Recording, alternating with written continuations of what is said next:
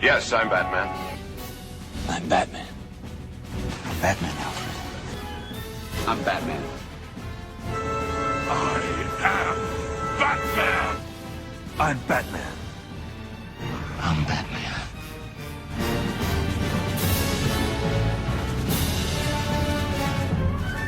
Greetings, Bat Family. Welcome back to Holy BatCast, brought to you by Real Fans for Real Movies. Make sure you visit our website, holybatcast.com. But if you don't feel like it, you can also find us all over social media on Facebook, Twitter, Instagram, and YouTube. Just search for Holy BatCast, and you will find us. If you love the show, you want to help support us, you can do that on Patreon. You can go to patreon.com/holybatcast. And as always, huge thank you to our patrons. We couldn't do without you, so thank you for that. We appreciate it. We're part of the Real Fans Podcast Network, so if you are looking for other shows to enjoy in your spare time, check those out at rf4rm.com. As always, I'm Andy DiGenova, and you can follow me on Twitter or on Instagram. It's just my name, Andy DiGenova. Now, this episode is something we've been wanting to do for, well, quite a few months now. We are going to finally look at the season of Watchmen that aired on HBO late last year. So we're looking at the Watchmen, as of now, mini-series. We'll see what happens in the future, but for now, it's a mini-series.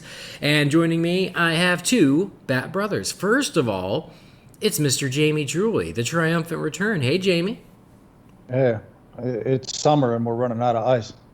I've heard that. Yeah. I'll run to 7-Eleven.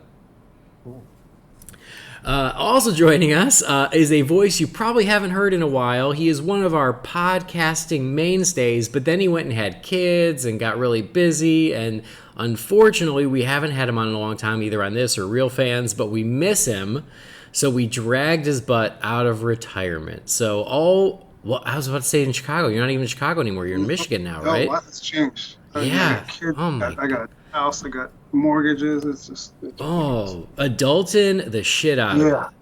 Oh my Yeah. God. I'm so proud of you, but I'm glad you made the time for us after putting the kids to bed. It's Roman Simmons. Hey, Roman. Hey, how's it going? I'm definitely excited to be here. I was actually just talking to Julie not too long ago about, hey, I want to do podcasting again. So I'm glad this opportunity came up, and I definitely jumped on it. So.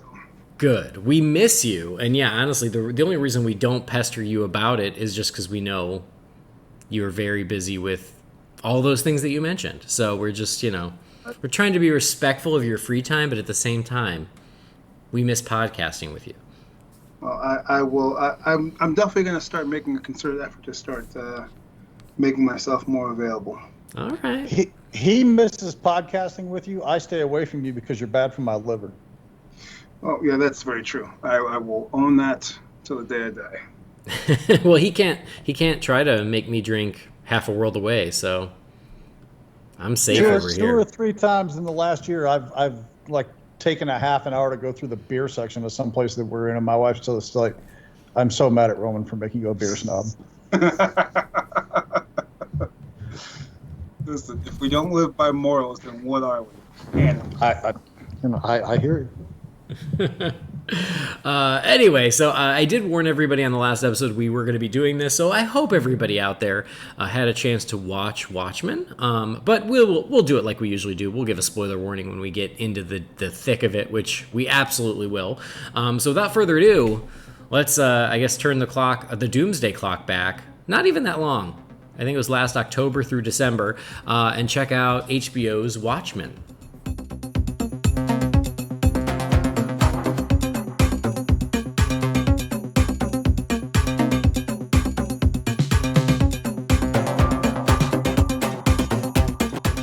As I said, Watchmen, it's 9 episodes, and it aired October through December of 2019. But now it is readily available on HBO Max, if you have that. Or I know it was free on Hulu for a little bit. I don't think it's still up there, but it was. It's on iTunes. That's how I watched it. I just bought it because I heard it was great, and fortunately, it lived up to it, so that's nice. But yeah, 9 episodes, and really spearheaded by Damon Lindelof, and stars Regina King as Angela Abar, Yahya Abdul-Mateen II, good old Black Manta, as her husband Cal, Jeremy Irons as, I don't think it's a spoiler, as Adrian Veidt. They sort of reveal it as if it's a surprise, but we all knew it going in. Louis Gossett Jr. As Will Reeves, Gene Smart as Laurie Blake, Tim Blake Nelson as Wade Tillman, and many other very talented people. So we will start spoiler-free, just in case, just to whet people's appetite, and I will give a spoiler warning when we want to get into it. So, spoiler-free, Roman, you came into this very fresh, didn't you? Yeah, so I had been meaning to watch this, and all of those adulting things that we had previously listed off alphabetically, I believe, all got in the way.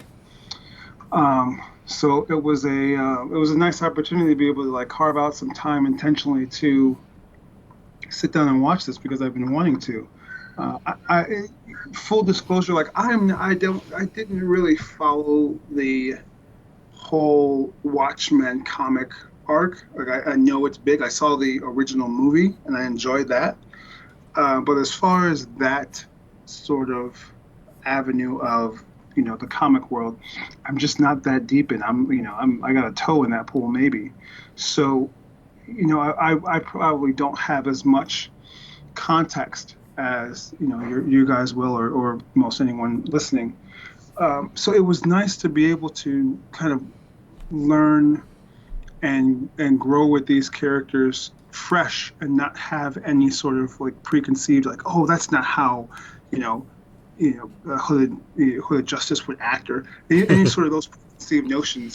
So it was just I'm watching it just very freely and just enjoying it. So it was a great opportunity to be able to do that. The show itself was, beginning to end, you're just in it. You're just. It's so engaging, so engrossing. There's so many different things going on. It's really tough to, kind of tie it all together. But the way that he balances storytelling and character building, along with giving you some of these great thematics, that really are relevant even right now, in the world today. It was a really fun and enjoyable watch for beginning to end for me. Nice. And I actually really appreciate that perspective, because I'm certainly not a Watchmen scholar, but I've read the book a couple of times. I know the movie very well. And so, yeah, going into this, it's technically it's a sequel to the book, but I feel like Lindelof very carefully threads the needle where it serves as a sequel to both, with one big exception, which is directly from the book. But for the most part, it looks and feels close enough to the movie that if you only know the movie, you can still watch it and it probably makes sense. Right. So I do wonder, as I watched it, I wondered, for someone who doesn't know the book or hasn't seen the movie, who's coming in completely fresh, how does this work? Does it work? Does the story still make sense, or are you just confused the whole time? I have no idea. I was just curious about that for people who aren't as familiar with Watchmen. Yeah, I would say that it is. You have to pay attention for sure, and it does. It is a lot easier if you are able to watch a couple of episodes consecutively, just to keep tying those threads together, because there's so many balls in the air at the same time from the second the movie starts, right? There's just so much going on. Yeah. To take in. So, but it all. For me, it all works. It all works, and it's all tied off, and those stories are all finished very nicely, and for the most part very neatly. Okay, excellent. Jamie, what about you? Spoiler free. The first thing I want to do here is give my public apology to Damon Lindelof, because I've kind of soured on him in recent years and thought that he was kind of maybe falling off and as far as his ability. I've always thought the guy was talented and good with ideas and writing and whatnot, but just lately it really felt like that had slipped away significantly, and this show completely brought it back around. As far as I'm concerned, this is the best thing that he's ever had a hand in.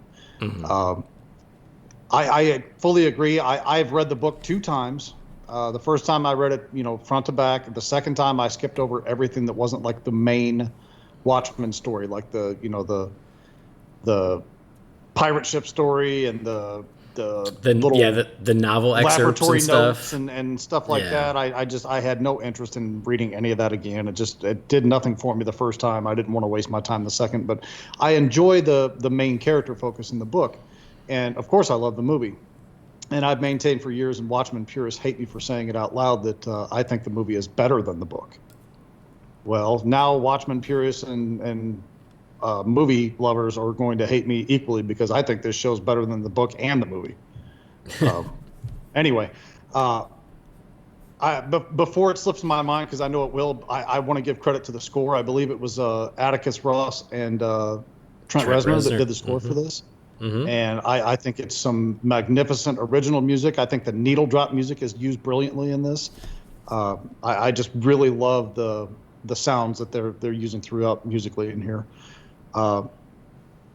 People have heard me preach on various podcasts over the years that, entertainment value is chief for me. I mean, I love entertainment value in anything I watch, and I will forgive a lot of sins because of sheer entertainment value. Buildings blowing up, lasers shooting out of people's eyes, people punching so hard that it's cracking windows 3 blocks away. That kind of thing just, it appeals to me. That's my sense of entertainment.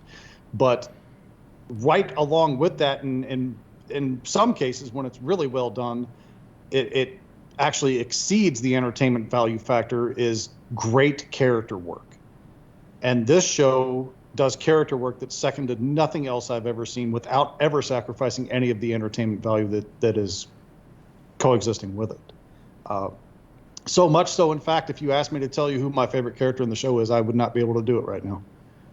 Because there are so many good, strong, lovable characters in this that I could tell you ones I like less than others, but if there'd be like 4 people I'd be vying to try and figure out which one my favorite character is. So I really think the main strength of this show, and it has so many strengths, is the character work is just glorious. I love the character work that's done here. It's engrossing. You care about each one of the characters, the main ones especially, but even a lot of the secondary characters, and they're just intriguing. I mean, through and through. Even the ones that I don't like as well as the others, I think their story arcs are really intriguing. But I think the look of this show is great. I do think that it serves certainly as a sequel to the book, but as Andy said, I think it easily serves as a sequel to the movie as well. As long as you have some knowledge of how the book ended versus the movie ended, right, you can make that transition very easily. So I'm with Andy. I think that was done very purposefully and very well.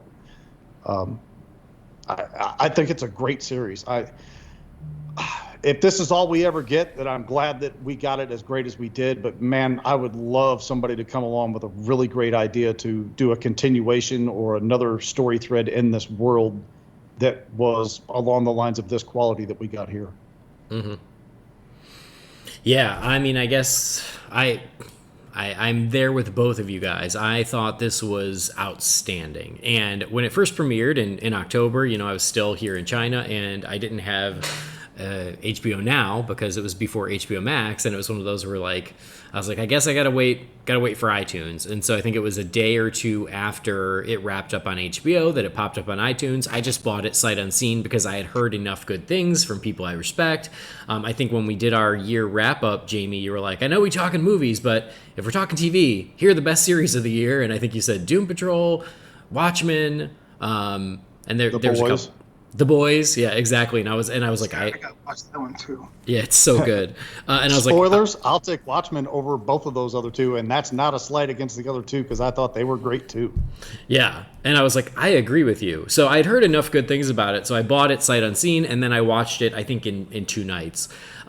Because yes, it's one of those shows that immediately sucks you in, and you just want to keep going. And so I'm sure I lost some sleep in those 2 nights because I was like, I should go to bed because I have work tomorrow, but I really want to see what happens next. So yeah, totally. It's 9 episodes, but man, they fly by. And what was the iTunes cost on that, if you don't mind my asking? It wasn't bad. I want to say like $25. That's money well spent. Yeah, it was only 9 episodes, so it could have been as cheap as 20. And they're hour episodes. I mean, you can look at it as this is a trilogy of long movies or whatever you want to do. But I mean, if I didn't have the HBO subscription, trust me when I tell you, I'd throw $25 at this like nothing. Yeah, it was 20 or 25, but again, like to Anything your south point, of 30, you're stealing it. exactly, it's completely worth it. So yeah, I loved it. I got sucked in. I got through it in no time, and then I was very sad when it was over. Because you brought it up, Jamie, I guess I want to talk it real quick. The score by Trent Reznor and Atticus Ross is amazing. There is one track that is used throughout that, and I'm sure you probably thought the same thing, Jamie. It's so John Carpenter. And it's so good. It's like the ting, ting, ting. Like it feels like straight out of a Carpenter film, and I love it. And so as I was rewatching it for this podcast, because it's now been, I wanted to say a couple months, but it's July. So no, it's been over 7 months. So I had to refresh, and as I was watching it, I was like, man, this score is great. I should buy it. I'm sure it's for sale. And I went on iTunes, and it is for sale, but there were 3 volumes, and I was like, oh, man, like, I can't get just one. That would be ridiculous. And so, yeah, I just bought all 3. I'm like, well, I'm in. It's fine. But it's terrific. So you're right. The music is amazing. As you said, the characters are great. And like I said, I like Watchmen a lot. I like the book a lot. I love the movie, but I'm not like a Watchmen super fan. So this was one, and even the trailers going into it, I was like, well, yeah, of course I'll check it out. It's Watchmen, it's DC, but it wasn't something I was like chomping at the bit for or counting down to. Tick tock, tick tock. But man, like it is so damn good. It's better than I ever anticipated it being. The characters are amazing. The new characters are great. So much so that you don't necessarily even miss the old characters. And then the way they weave in some of the old characters is just brilliantly done, and it makes so much sense. The themes that they explore and the stories they tell in these 9 episodes, it's really compelling, it's interesting, it's profound, it's dramatic, it's stressful, it's all the things. And to Roman's point, the storytelling is so tight here. It was like I've always been kind of indifferent to Damon Lindelof. Like I never had strong feelings one way or the other. I think he has some really interesting ideas, and I liked some of the stuff he's done, but I've just never been a huge fan. But at the same time, I've never disliked him either. So I came in sort of like being like, yeah, sure, why not? But it's so funny because when you watch this series, it's obvious that he has learned from the mistakes of, say, Lost. Which, I watched every season of, and I liked it well enough, but yeah, I mean, it certainly loses its way and goes all over the place, and by the end, you're like, what? Can you even tie these threads together? And the answer is no, they couldn't. Here, the story is so tight in that every thread has an endpoint. And then they all do tie together in a really creative and interesting way by the end. Like no mystery is left unsolved. And Lindelof even said that. He said, when we mapped out Watchmen, we made sure that every question had an answer because it guides you every step of the way. And that's so obvious when you watch it because, yeah, everything that happens, you're like, wait, like, what about this? And then especially on a rewatch, you go, oh, no, they thought of it. It's there. The answer is there. Which is, and all the answers are somehow satisfying. There are 2 things, and we'll bring it up in spoilers. There are 2 things that I still have questions on, but maybe you guys can help me. But for the most part, 99% of the questions they ask, they also answer in a really creative way.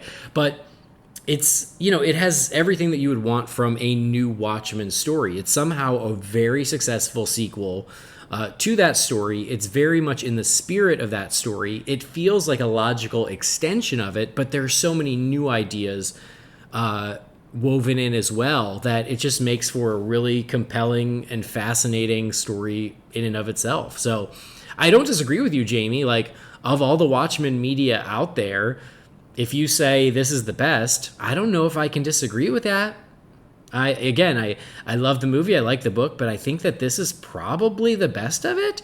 And that's not saying that's not saying negative things about the others. It's just that good. That's just it. I'm not trying to slight the other 2 in the least by saying that. It's just, as far as I'm concerned, and I never read the supplemental Watchmen comics that came out years later that I can't even remember what they were called, but I didn't hear a lot of great things about them. So I'm only talking about the the primary Watchmen book from '86 done by Alan Moore, and the Zack Snyder film from, what was it, 2009, and then this series. I think each one built off of the previous, but did it a little bit better. Yeah. I am currently reading Doomsday Clock on DC Universe because I missed that. So now that it's on there, I'm starting to read that. But yeah, I never read Is the whole thing on there now? I think it's the first 10.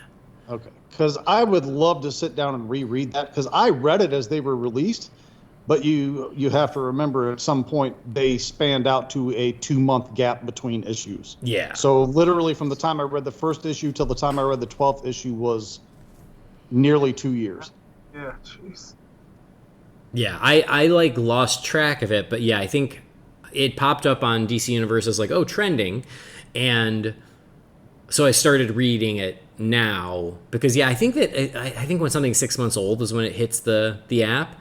So maybe like because it's 12 issues, right? So I guess Yes. the last 2 still need to hit, but I figured it was close enough that I should at least start it now. But yeah, so like, yeah, I haven't read all the extra other Watchmen stuff, but I think this is one of the best things to come out of Watchmen. It's just, it does hit all marks. As you said, great character work, great storytelling, great visuals, great music, good action peppered throughout, amazing performances by the cast. I also agree with what you said, Jamie, is like, yeah, it's really hard to pick a favorite because everyone's so good in it. When I did post that, I think it was when they made it free on Hulu. I did share it on Twitter of like, oh, if you missed it, now is the time. And someone goes, well, what was your favorite part? And I was like, I sort of froze, and I'm like, oh, I don't know. It was also good. Buzzing play was my favorite part. Yeah, It's like you watch some movies and TV shows, and even if you have a great cast, working a scene, somebody usually, not always, but usually, more often than not, will grab that scene and run away with it, where they're just the standout in that scene. Mm-hmm.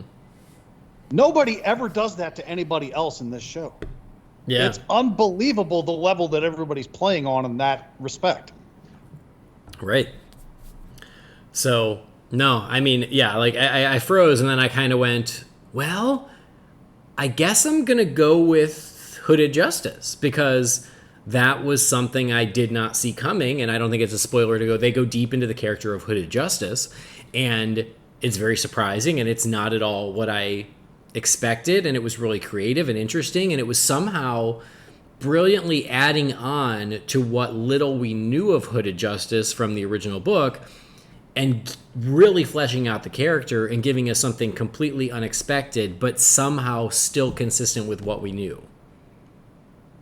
So yeah, just brilliant. So yeah, the social relevance of this show is something that really needs to be brought up and commended as well, in my opinion. And I'll just come out and freely say it now.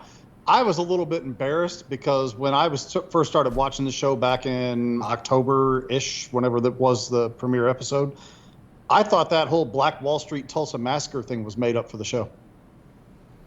And I was embarrassed that I didn't know about it until I realized in talking to other people that I'm not the only one that didn't know that happened. Which kind of shows a systemic problem that I had to learn about it from a television show. And then I realized I also had to learn about Juneteenth from 2 different television shows. So, yeah, I mean, it's getting down a different rabbit hole talking about that. But the social relevance of this show could not be at a more peak time than it was. Yeah, and just to piggyback on that real quick, sorry, Andy. It just speaks to the clear and concerted effort to, when you're coming up in through school and you're getting your education, a lot. I mean, and this is, for those that don't know, because you can't see, I am a black man. So you like are? yes I am. Oh, okay. But these are things that like I knew about as a kid, because I was told about them at home. Because you're never going to learn about those in school. You aren't.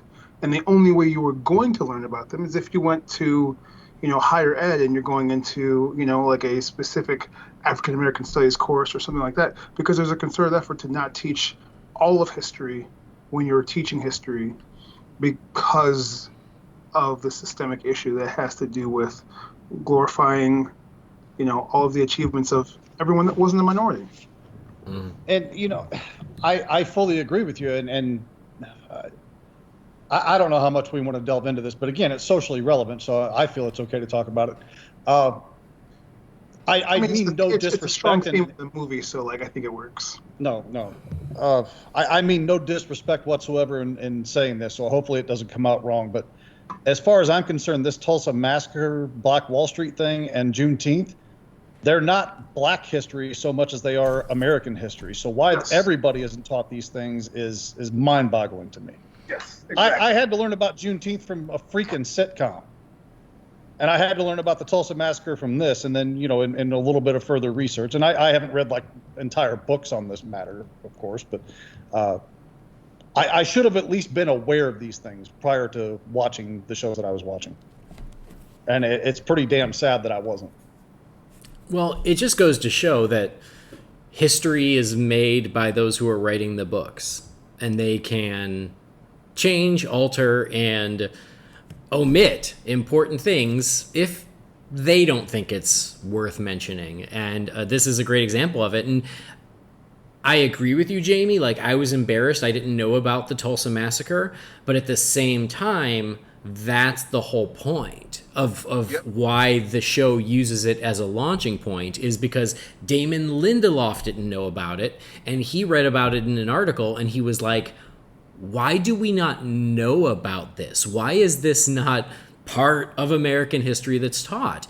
And when he was looking to make Watchmen and to extend Watchmen, one of the things that made the original book so landmark is how it really was playing off of hot button issues in the country and in the world. But at that time, it was about the threat of nuclear holocaust. That was a very real fear, the Cold War in the middle of the 80s when Watchmen was written, and that's why it explored that. And Lindelof said, I'm not being true to Watchmen if I don't try to shed some light on another hot button topic in our country and in our world.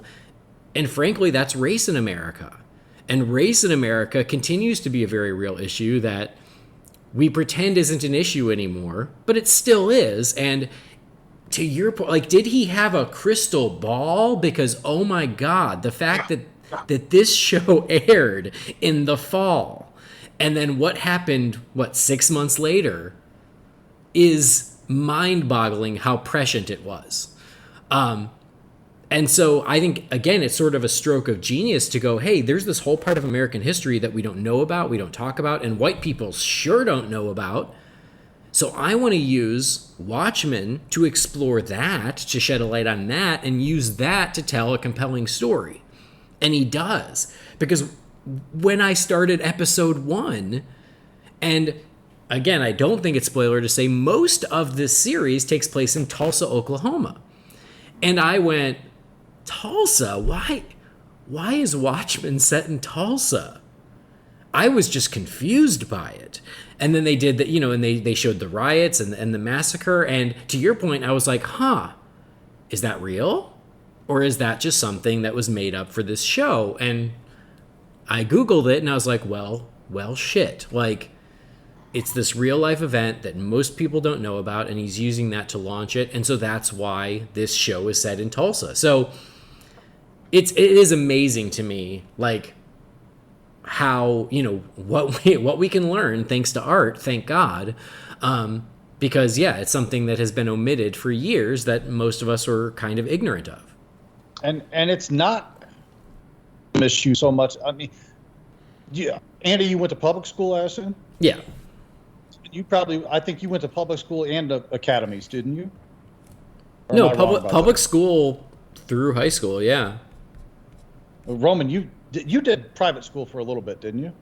Yeah, I did private school through sophomore year in high school, and then junior, senior, I went to a public school. Okay. And you got no education on these matters through your school system, correct? No, not one. From preschool up until the one semester of college I attended and decided college wasn't for me, I had a very expensive, my parents, I can't believe how hard they worked and what they did to put me through this private school education, and I never heard a peep out of this. So you guys kind of grew up in the same area, so that's one thing. But I mean, basically 3 different types of educations, and none of us learned about this from the school system. What's that say? Yeah.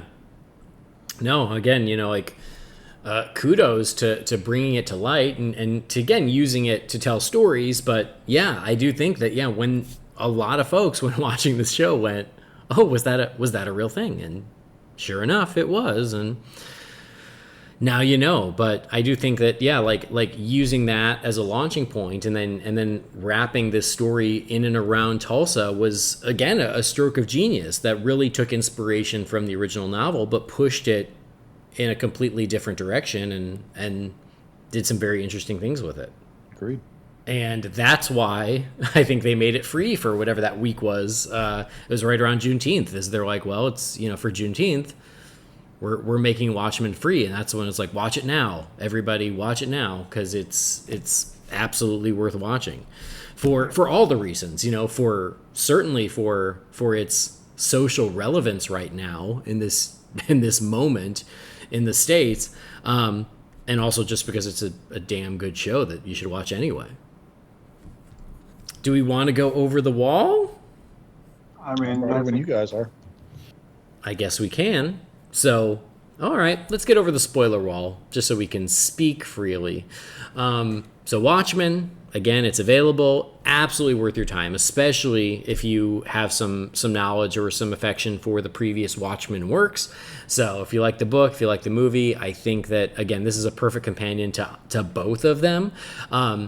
Jamie said it well. It's like, as long as you know that the book ended differently than the movie, it works for both. That's the one big detail where you go, okay, it is based on the book. But I swear to God, there were shots in this where it looked like it came from the movie. So I went, they're trying to have it both ways, and somehow I feel like they succeed at that.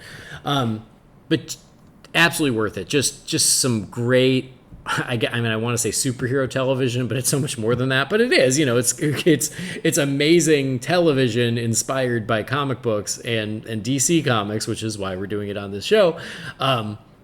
So great. So definitely watch it. But there are, and I guess I'll throw out there, because if somebody already said this and I missed it or didn't quite catch it or get involved there, this show can stand fine on its own as well. Like, if you know the history of the Watchmen and you're aware of the stories and everything else, I mean, obviously it does serve as a sequel, but it's not 100% necessary to ever have read the book or seen the movie and not be able to get into this show. I think the show does a good enough job as you go along of catching you up on things that if the show is all you've ever seen without any prior knowledge of the Watchmen, I think this show still works. Yeah, I would agree with that wholeheartedly. Well, and that was my question, is if someone came into this completely cold and knew nothing about Watchmen, how confused are they, and how much by the end are they go, okay, yeah, it all came together, or are they still confused? Because I'd love to get that perspective. Because I do know the movie and the book, and I was confused up until some things came back around toward the end. You know what I'm saying? So I think that a fresh perspective, like Roman said, he's got a toe in the pool, as he put it, but he's not like as up to it as like you and I would be, I guess would be fair to say. And he seems to have enjoyed the show very thoroughly. But I legitimately don't think that somebody who watches this show without having read the book or seen the movie is, I'm not going to say they won't get the most out of it, but I think it serves its purpose just fine on its own. I don't think it's necessary to have the other two along with it. Yeah. I mean, I hope that's true, and I think that's true. But again, I can only think that knowing the backstory. So they certainly give you that info as you go along, especially the big pieces, at the backstory of Ozymandias, the backstory of Dr. Manhattan. They give you that a little bit for Laurie Blake.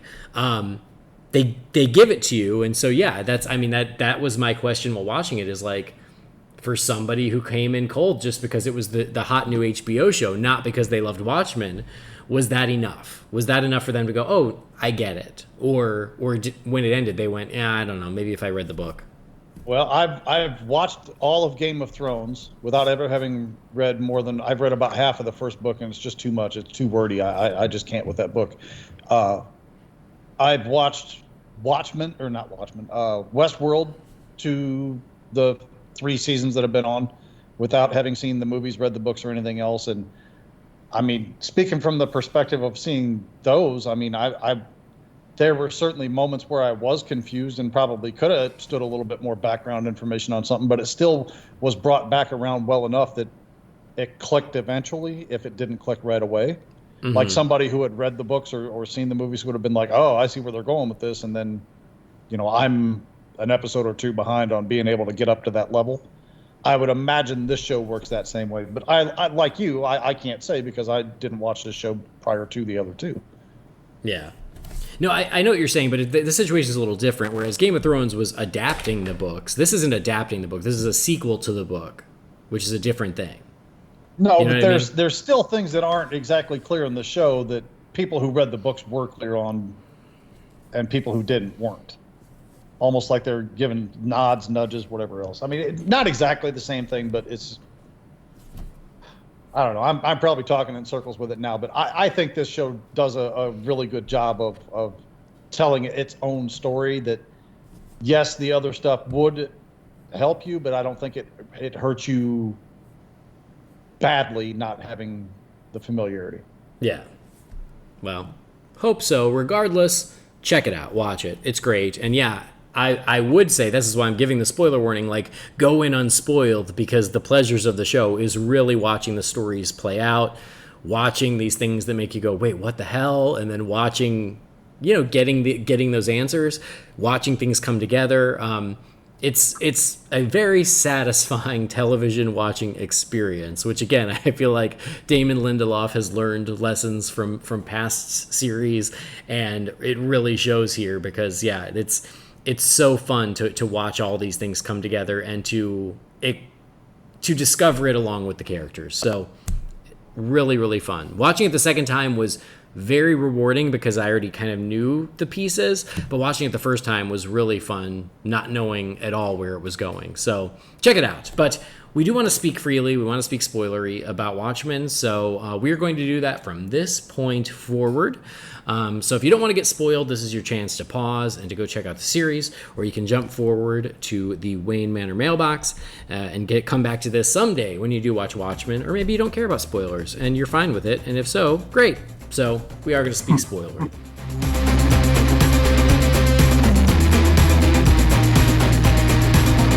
Hey guys, it's Andy from the future again.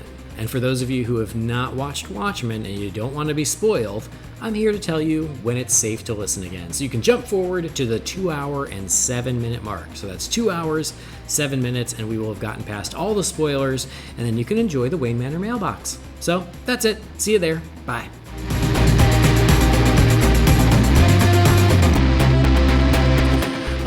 So now the spoiler warning is out there. Let me tell you about this ending. Oh, go ahead. Go ahead. Classic Jamie. He's gonna Tarantino it. So about the ending, like I said, it was funny because when they cast Jeremy Irons, everyone's like, "Oh, he's an older Ozymandias," and I think it's like episode 3 or 4 where they finally confirm that yes, he's Adrian Veidt, and I was like, I thought we knew that.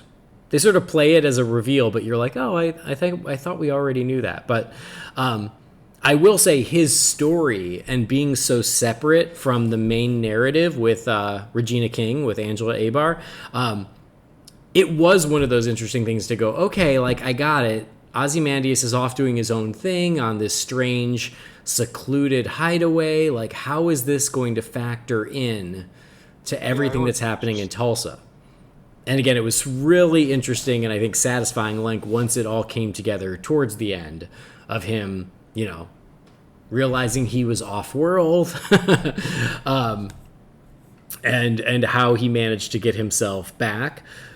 His 2 servants, who there were many of them, It wasn't until I was reading the Wikipedia page before this episode, I did not realize who the male servant, Mr. Phillips, was.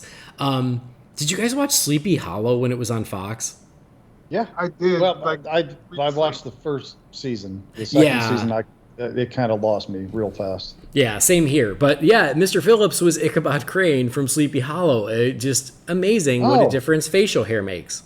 I guess. Yeah, the first season of Sleepy Hollow was great. I would actually own the first season, but past that, I'm good. Yeah, it got messy because I kind of jumped off too. But yeah, I was like, why do because his name was in the credits. I'm like, why do I know that name? Who the hell is he? And it was Ichabod Crane. So now we have seen Ichabod Crane's junk. Just what we all wanted in life. I think Hunter, our good friend Hunter, I think he just watched this for the first time. And he goes, here's the important question. Is there some blue junk in it? And I was like, well, there's junk in it. I don't know. I can't remember if there was blue junk, but yeah. So there's junk of all colors and sizes and shapes. The important thing is this is faithful to Watchmen. And then, yes, there's plenty of nudity. I mean, that's an HBO series staple, though. So right. I just want, since you started off with the Vite thing, I just want to say the first time I watched it, that had me really off balance to the point where until about 2 episodes to go, I really didn't like that part of the story. But then watching it the second time, knowing where I was at and what it was doing, I was much more into it the second time. I agree. The first time, because it's so separated from everything else that when it cuts to there, you're like, I don't, come on, I want to see what's going on with Angela. I want to see what's going on with Lori. I'm so invested in that when it cut to Adrian, you're like, wait, I don't, this isn't as important. But once you see it all come together, then you realize, it works so much better. Yeah, I completely agree with you, Andy. When you're saying why are they cutting this? That's exactly how I felt. I'm like, what does he have to do with it? But as you start to piece it together, you're like, okay, wait, this doesn't. Oh, now, okay, all right. Yeah. And then once that light goes on, you're like, I get it now. Yeah. And watching Jeremy Irons in the classic, suit up in the classic Ozymandias outfit, it was so cool. It was so cool to see that. Yeah. And I guess we should give a quick nod. I mean, DC is so big on this legacy casting, and if you can even call it legacy casting, some of these people have been involved in DC films and whatnot in very recent times, like within the last 2 or 3 years is when this aired. Yeah. Yeah. Obviously Jeremy Irons played, Vite here, and Alfred in Batman v Superman and Justice League. There's 3 other ones I'm not even going to think of. Yahya Abdul-Mateen, Black Manta. Yep. Yeah. I can't pronounce his name, so I shouldn't say it anyway, but yes. And then little Faith Herman, who plays young Angela, was in Shazam. Oh, that's right. Oh, wow, that was her. Yeah, she was Darla Dudley. There's another one, though, that I can't think of. Damn it. I knew I should have wrote this down. Oh, Jean Smart. Designing Women was a DC show. And so... That's deep right there. Yeah, Jean Smart, obviously. Tim Blake Nelson was almost the leader at Marvel, but he. Right. I don't think exactly this is a legacy casting, but yeah. Well, I can't think of anyone else who was his. It was those big 3 that I was like, oh, cool. I love that they're part of the extended DC family. Like I say, in either 20 minutes from now or 20 minutes after we hang up, it'll come to me who that third one was. It was Regina King, because 227, also based on a comic book. Was she in that? Yeah, wasn't that her big break, 227? Yeah. Louis Gossett Jr. co-starred in The Punisher with Dolph Lundgren. You know what? I was delighted. I didn't know he was in this show until I watched it. I don't remember seeing him in the trailers or anything. I got to be honest with you. I wasn't sure he was still alive. And I was pretty sure that he had at least retired. So when I saw him, I lit up because I've loved that dude since way back in the day. I'm talking Enemy Mine and all that other stuff that he was in. Iron Eagle. Yeah. Well, I mean, he is 105 in this, so. True. He's probably not far off that in real life. He's got to be in his early 90s, I would think. Really? Wow. He's not a young man. Okay, so not quite. He is, Let me do math. 84. That's what I said. I hate it when IMDb makes you do the math. I've always math. been a fan of his, and I think he's a great actor, and he's just always been he was. I don't know if you want to say, if it's even apt to say, it's almost to me like he was Morgan Freeman before Morgan Freeman was around. You know what I mean? Like the ever-present, solid presence in a film with a very distinct voice, and he just lit up anytime he was on a screen. You know what I'm saying? He just, to me, he's that type of an actor. So. Again, it's probably shameful I didn't know he was still alive, and I mean, I haven't seen him in anything, and I don't know how long prior to this show. So, yeah. Well, I could see why they didn't publicize him in this show, because his role is one of the central mysteries. You know, as he pops up, and you're like, why the hell is this guy here? And from the moment he pops up and he's sitting outside of her fake bakery, and you're like, wait, what? Louis Gossett Jr., what are you doing? Just hanging out. And then how important he becomes. And then, the mystery of, and we're past the spoiler wall of, he claims to have killed Don Johnson, who Don Johnson has a pretty small role, but oh my God, he's great too. And it's one of the heartbreakers is like when you meet him, you want to like him so badly. And then it is one of those, like, it's the great inciting incident at the end of episode 1 of he's murdered. And Louis Gossett Jr. is taking credit for it. And you go, how did this old man kill the sheriff? And then, with his mind. What was that? With his mind. Yep. He even asked her, do I look like I can lift 200 pounds or something like that, doesn't he? I think so. Yeah, he does.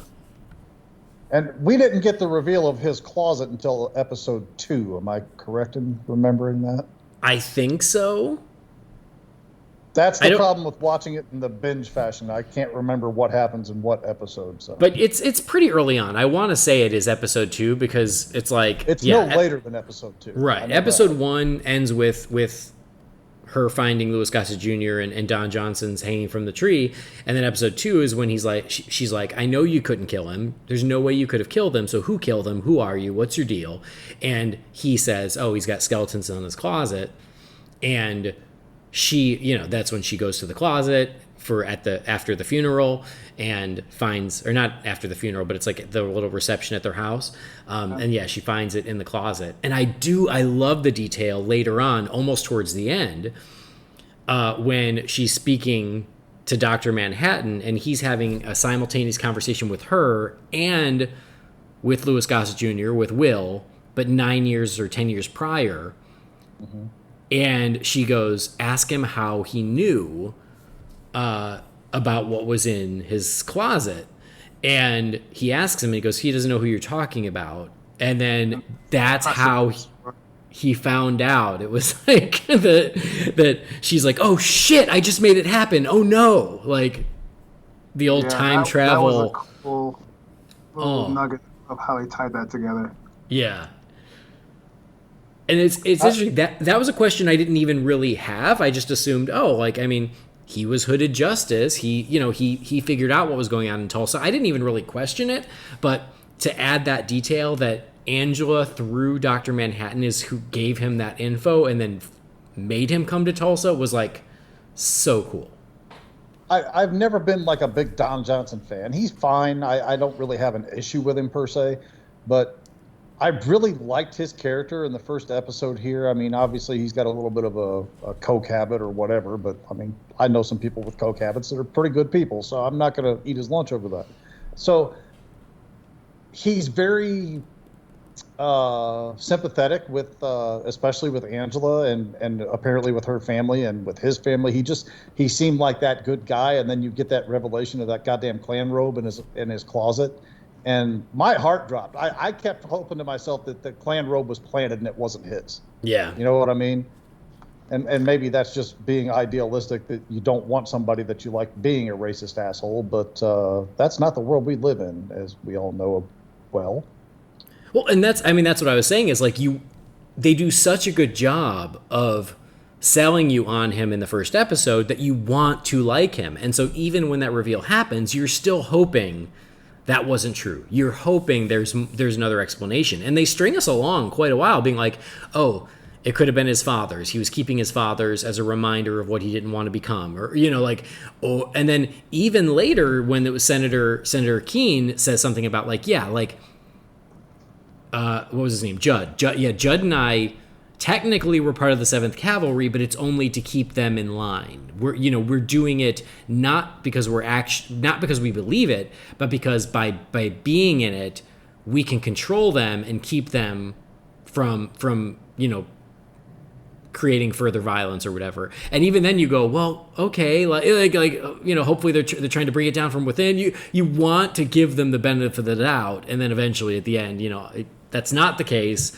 There was this nefarious plan all along, but you keep wanting that to happen because you're right. Like when you see he and Angela's relationship in the first episode, it's really well done, and both of them do a great job. And I agree with you. Like I've never been a Don Johnson fan. I've never disliked him. I've just whatever. He is what he is. But he's great in this. And again, even if it's just for an episode or two, because most of it, he dies at the end of episode 1, and then there's some flashbacks throughout. Yeah. But Regina King carries this thing. It is her show. And yeah, she is dynamic. You just see so many different characteristics of her talent throughout. Because I would listen, of the people who I would be like, oh yeah, you could totally do an action sequence and series and that sort of thing, she ain't ever making that list. Right. I didn't see it coming, and holy crap, she's amazing. Yeah, she's fantastic. She's a great actress, and I love Sister Night. I love the aesthetic and look of that character, the way she moves, the way she dresses, the car, everything about her. I just think is fantastic. And 2 episodes deep, I'm like, she's going to be my runaway favorite. There's no question about it. And then episode 3, Lori shows up, and I'm like, oh. And then you get more details on Mirror Guy, as she loves to call him. And that's what I say. If you made me try to pick a favorite character, those 3 would be probably my tops, but I don't know if I can tell you which one I think is the best because they're all so damn good. Mm-hmm. Yeah, I agree.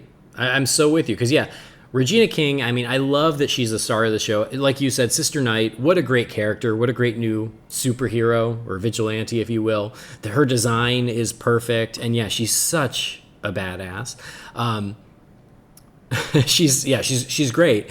And you're hooked into her right away. And again, it's a credit to the series that is a Watchmen sequel that you so immediately hook into the new character that you're not sitting around going, well, where's Dr. Manhattan? Where's Night Owl? You're not even thinking of that because they do such a great job of making you fall in love with her that you're just all in on her. And then as those characters start to come in, Night Owl never does. But that is one question I do want to ask. At any point did I miss in the 2 times I watched this that they said what happened to him? They didn't. They name drop him and they mention him. But what I found out, so as I was reading on Wikipedia, apparently there was some sort of supplemental material, and they addressed it, and they said that he and Lori were both arrested for their vigilante actions. And Lori cut a deal and said, fine, I'll help you catch vigilantes, and that's why she's free. Dan refused, and so he's still in prison. Oh, gotcha. So it's interesting. And I guess he was going to be part of the story for a while, but Lindelof said, I don't want to go too heavy on the old characters because I don't want to take the focus away from the new characters. And he felt that Night Owl was just one too many. Fair enough. So it was interesting to hear that rationale though, because you go, oh, okay, that at least that sort of makes sense of Lori was willing to compromise, Dan wasn't. But so great. And like you said, I think that again you might have tipped me off, or it could have been on Twitter, I can't remember, but somebody said something about holy shit, Jean Smart. And that was me because wow. And Jean Smart's she's great. She's just a really talented actor. She's amazing. Shout out to her in the Brady Bunch movie as the drunk neighbor. She's so great. But even though I knew she was great, I wasn't prepared for how great she was in this. And that episode where they introduce her and they frame the whole episode with her on that phone call to Dr. Manhattan, and the music and her telling the story or the joke, if you will. Oh my God, it's hypnotic. It's so good. And she's hypnotic. And like you said, like, I love Sister Night. I love Laurie. And I'm not going to choose because they are both magnetic. Yeah, I would probably put those two just above Looking Glass, even though I think he's magnificent too. I just cared more about those two than I did him, I guess is the best way to put it. But if you made me pick between Laurie and Angela, I couldn't do it. I could not do it. Mm-hmm. It's funny that you mentioned Looking Glass because like he would probably be in my little top 3 if I had to pick and rate, just because like I always enjoy him as a character actor as it were, but I just loved just his like sort of grit and his rawness, and like anytime he was on the screen, like I was just like, all right, what's he gonna do now? Mm-hmm. His vocabulary, his the way that he talks, his accent. He was the one that was in Just Mercy, right? Yes. I've never seen it. I don't know. Okay. Yes. You should check it out. It's really good. But people were talking about how like that was the best performance and they robbed him an Oscar and everything else. And I think his performance in this was better than no disrespect to his performance in Just Mercy. I think his performance in this was very much better than that. I'm just saying that they don't make enough Emmys for how many the show deserves to win. I'm just saying. Yeah. No, I agree with you. And that was what I came away with. I was like, this needs to win. Like, every actor needs an award. Give one to everyone. You get an award, and you get an award, and you get an award. Like, everyone. And then the same thing, I was like, for writing, it deserves it. For music, it deserves it. Like, that's how much I loved it. That's how much I was sucked in. And you're right, like, everyone gives such a great performance from the leads to the supporting players, everyone, that, like, yeah, like, you want to give it all. And he creates such a unique character that he's fascinating to watch. And then you learn his backstory, which is so interesting, and why he's so paranoid, and how he lives his life by that paranoia, and how it completely breaks his world when he finds out that the incident with the squid, and that, now we can say it out loud, that was the big thing, that it's still from the book, it's not from the movie, is the squid. But when he learns the incident with the squid was a hoax, and he has lived his whole life in fear because of that one thing, and he found out it was a lie, how that completely just shakes his world. Yeah, I totally forgot about that part where they kind of dove into his backstory, because like that was like a really cool, just to give a little more context to him and how and why he was the way he was. That was really cool. Well, I mean, the fact that he like lines his baseball hat with that reflective material, and he literally, everything about his life, he lives in fear. Like, he's on the phone with the security equipment company, and they're like, how many tests have you run with this? Because it's recommended that you only do like one every 6 weeks or something like that. He's so terrified of another squid drop.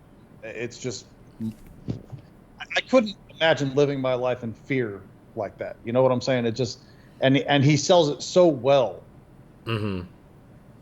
Even running that support group for the other people. I mean, that whole, I'm not going to say that it was my favorite episode or anything, but that episode where they just, kind of did him front to back like that was really fascinating to me. Yeah. Yeah, and it was cool how the way, like, there is this great overarching story, but how once they set all the pieces in place, then they took time for each episode to sort of focus on these players. Like Laurie's first episode is very Laurie focused, where we really get to know her. And then, yeah, there's that episode that really goes into Looking Glass. There's the entire episode they dedicate to giving Hooded Justice's story. And then, there's a whole story about Dr. Manhattan and Angela and how all that comes to be. So, like, the way that then they start to break it off and dive into the characters deeper is so well done, too. And then there's the character of Lady True that very unique. And when she showed up, I was like, how does she play into this? And again, super cool, like, where they go with her. And she also gives a great performance. I wouldn't call her my favorite because she's kind of a bitch, but like she gives a great performance and she's a great new character. The actor's name is Hong Chow, and she's just another interesting element that twists the whole thing further. But yet still rooted into the original characters, I guess. Yeah. I mean, we're over the spoiler wall. She's freaking Vight's daughter. So right, I mean, right. I never saw that coming. I didn't. Yeah.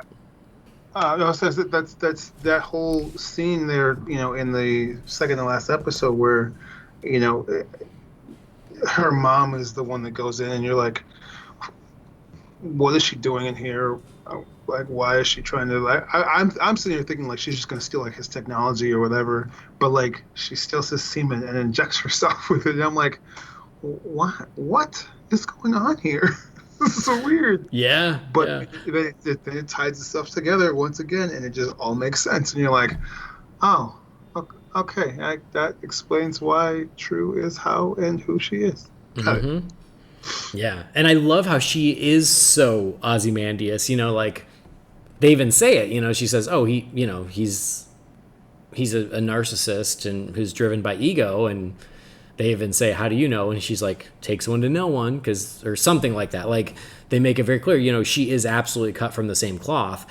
What I was going to say is I loved the twist of somewhere in the middle there when Angela and Lori go to see her at the big doomsday clock in the middle of Tulsa, and there is the golden statue of Ozymandias. And why is he so old? Yeah, why is he so old? And it's like, oh, because we respect our elders. And it's like, still, he looks like shit, which is just a funny moment. And then you find out later that, oh, all the stuff that we've been seeing with Ozymandias, and like I said, it turns out he's on a moon of Jupiter, Europa. Where all this is. Well, Europa, yes, he's on Europa. So once, and then you learn out the statue isn't a statue, it's him. And so everything you'd been seeing on Europa isn't happening simultaneously. It's all happened in the past. So that whole thing was very trippy, and it was I found myself laughing because like when I saw him get into that capsule, and then all of a sudden they started to show like they didn't even cut right to the gold paint, but they started to show the cording and then cutting back to him, and I was like, wait a second, he's the statue of himself. Yeah. And then all of a sudden they started spraying. I'm like, and I just laughed to myself. I'm like, I get it. I get it. So good. I get it. Yeah. This happened. This all happened in the past, and he's already been back on Earth and doesn't know it. And it just again, it just goes back to they really didn't leave any stones unturned. They went, in 15 different directions, but came back full circle in all 15. Mm-hmm. Yeah, exactly. Everything is paid off. Very few things were left hanging, which is why, if this is it, masterfully done. It all is self-contained. It all works. I want to point out real quick that scene with Lady True when she goes to that couple because she wants their property.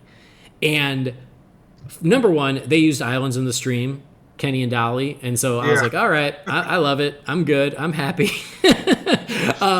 And then even the needle drop music is great. It's not, the score is fantastic, don't get me wrong, but the needle drop music and the way it's used is great too. Oh man, it's great. It's perfect. But when she shows up and she's like, for whatever, the next 90 seconds, you're the most important people in the world, and here's what I need. And how diabolical it was, because she literally gave them an offer they can't refuse, which is, I know you guys wanted a child and you couldn't have one. what if I could help you? And they're like, yeah, you know what? Fake promises. And she's like, oh, no, you don't understand. I've already made him. This is your son. You can have him, but you need to sign, and you've got 60 seconds left or whatever it is. And it's like, oh my God, like the way she backs them into a corner, and they have like, how do you refuse that offer? Like, amazing. And yeah, she basically said she was going to destroy the baby if they didn't take the offer, right? Yeah. Well, she did, but then she goes back on it. She goes, I'm just kidding. We'll find him a good home. Like, so I was like, but like, it was this awkward moment where you're like, oh shit, like, because you wouldn't put it past her. Right. You know what the thing with the Vite statue taught me is that Lady True is the Jabba the Hutt of the Watchmen world. True. True. Lady True. Sorry, I gotta have a Star Wars reference somewhere. Sorry. Continue. It's all good.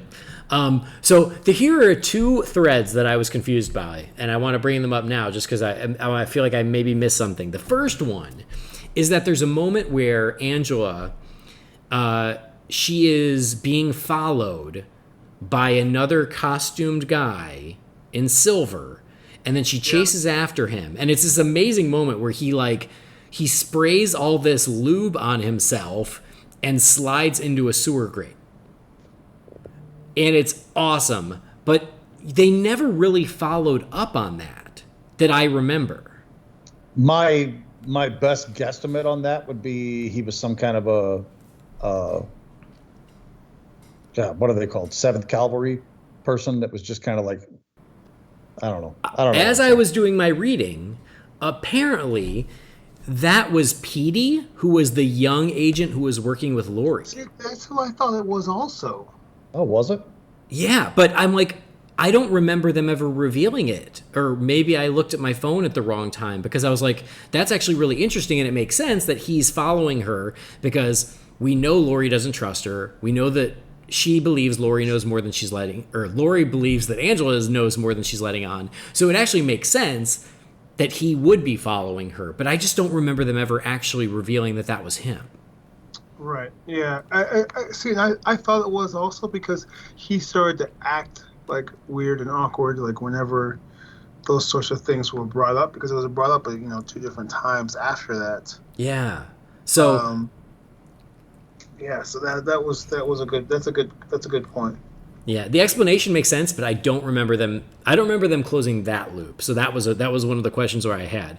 The other question is, after Angela takes all of the nostalgia and she ends up at Lady True's doomsday clock, and Lady True is saving her life, she's got that treatment and she's hooked up, and she tells her that she's hooked up to her grandfather, to Will. And then when she finally kind of escapes and goes to find Will, she realizes she's not hooked up to Will. She's hooked up to an elephant. Yeah.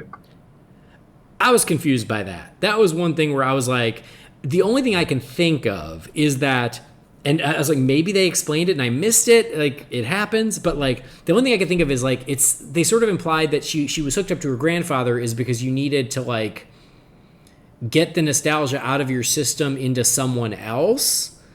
And my guess is she was hooked to an elephant because she had taken so much nostalgia that only an elephant was big enough to get that much out of her. But I was confused by it. I see that. I'll just roll with whatever explanation you come up with, because the elephant thing never made any sense to me. Okay. Well, then it's not just unless me. It was some kind of a subtle commentary. They say elephants never forget. I don't know if that had something to do with absorbing memories or what. Yeah. I don't know. So now does that elephant believe that it's Hooded Justice? Yeah. So in the next season, there's going to be an elephant running around Tulsa in a hood trying to save people? It's a large hood. I'll watch it. I don't have my wallet with me, but if I did, I'd throw it. I mean, I'm in for it. But yeah, that was one thing where I was like, God, like they explained almost everything else, but that elephant thing, I felt like they sort of left that hanging. And I'm like, maybe I was just supposed to get it, but I don't get it. No, you're not alone there. Okay. Yeah. All right. Well, good. I get your explanation of it, and I would just as readily agree with it, because it makes sense. But yeah, that was when that happened. I'm like, why is there an elephant in there? Yeah. Okay. Well, good. Hey, we're all thoroughly lost, so it can't be that clear, I guess. Yeah, yeah. So those were the only two things. Everything else, like I said, is so masterfully like set up and paid off and tied up in a nice bow by the end. Back to Looking Glass. Number one, as you said, I love how Laurie always calls him Mirror Guy, and he goes, it's Looking Glass. Like and she won't let up. She's on saying it. it just to piss him off. Yeah, she will not let up. And how she wants him to turn on Angela, and you're like, he wouldn't, and he shouldn't. But once he learns the truth about the squid, and he realizes, like, he can't trust anything anymore, is when he actually doesn't trust Angela anymore, right? Yeah, pretty much. So, like, I don't know, like, even that, like, was really great, like, character motivation of, like, why he would do that. Is like, everything he believed was true is no longer true. And he knows that now Angela's hiding something, especially because of what he learns about the pills. And so it gives just the right motivation for him to go, I don't even know what's right anymore. I don't even know what's true anymore. And he just kind of lets it go. Speaking of the nostalgia, which was so interesting, and the fact that Will put all of his memories in these pills for Angela, and she takes them all at once. Which leads to, one of the standout episodes of the show, which is This Extraordinary Being, and that is essentially the entire backstory of Hooded Justice. This Extraordinary Being and A God Walks Into a Bar, which is the second to last episode. As far as I'm concerned, without hyperbole, I can say I think are two of the best episodes of television I've ever seen in my life. Not just for this series. I mean, overall television I've ever seen in my life. I think those two episodes were utterly incredible. We'll get to the A-Bar episode in a second, but the This Extraordinary Being, the direction, the way that they would shift the camera and shift back, and it would literally change the character that was in that moment. I mean, they were both seeing it from Will's perspective, but at one moment you'd see it as Will, and the next moment it would be Angela in that place. Just that whole thing was just, if that doesn't win some kind of an award for how well done it was, there is no justice with any kind of Emmys or anything. There's no Hooded Justice. Damn it. I agree. That episode, again, like in every episode's great, but I mean, that one is one of the standouts because you're right. Like, number one, the amount of story and information that they're able to get into that episode is astounding. Like, you essentially get a season's worth of story in one episode. It is jam-packed. Like, I just was like, man, this one episode, this one story could have taken you through 9 episodes, but they get it all in one. And you're right, the way it is directed and shot is masterful. Like, the way the camera moves, the way they keep switching out between Will and Angela because Angela's experiencing it at the same time, the way it's black and white, except every once in a while, Will's mother is playing the piano in color in the background. Which is set up also brilliantly earlier on, where they mention Spielberg made a movie about the squid attack, and they think they called it Pale Horse, and essentially they imply it was like Schindler's List in that it was all black and white except for the girl in the red coat, and it really popped. And then 2 episodes later, we get to This Extraordinary Being, where they're using the same exact strategy of like, it's all black and white except every once in a while Will's mother's in color, and it's just awesome. And the way they walk in and out of scenes, like there's a moment where they're on the street and he walks through the door and right into the precinct, and now all of a sudden they're in the precinct. The transitions in that, the direction of that episode is just a masterclass, and I was blown away by it. Yeah, and I think to your point of the amount of story that was in there, I mean, there's so much to digest there. When you see the all of the driving forces and factors that got him to the point where he just realized that regardless of whatever I do or how well intentioned I am or how much I just want to be seen and accepted as part of society, I will never be until you aren't looking at me as a person, but as someone who can help you. Yeah. And yeah, that's exactly it. And that's, I think, what was so impressive about it is the fact that, they set up that Hooded Justice was the very first masked hero. He was the very first masked vigilante, which raises the question, why did he put on the mask? And the way they tell that story of this is someone who just wants to do right, who just wants to help people, who just wants justice. He was inspired by a movie as a little kid. He wants justice for the people around him. He becomes a police officer because he thinks that's how he'll be able to bring justice to people. But because he is a black police officer, he'll never be allowed to. And the only way he can help people, and the only way he will be seen as a hero, is if people don't know that he's black, is like heartbreaking, but somehow rings so true.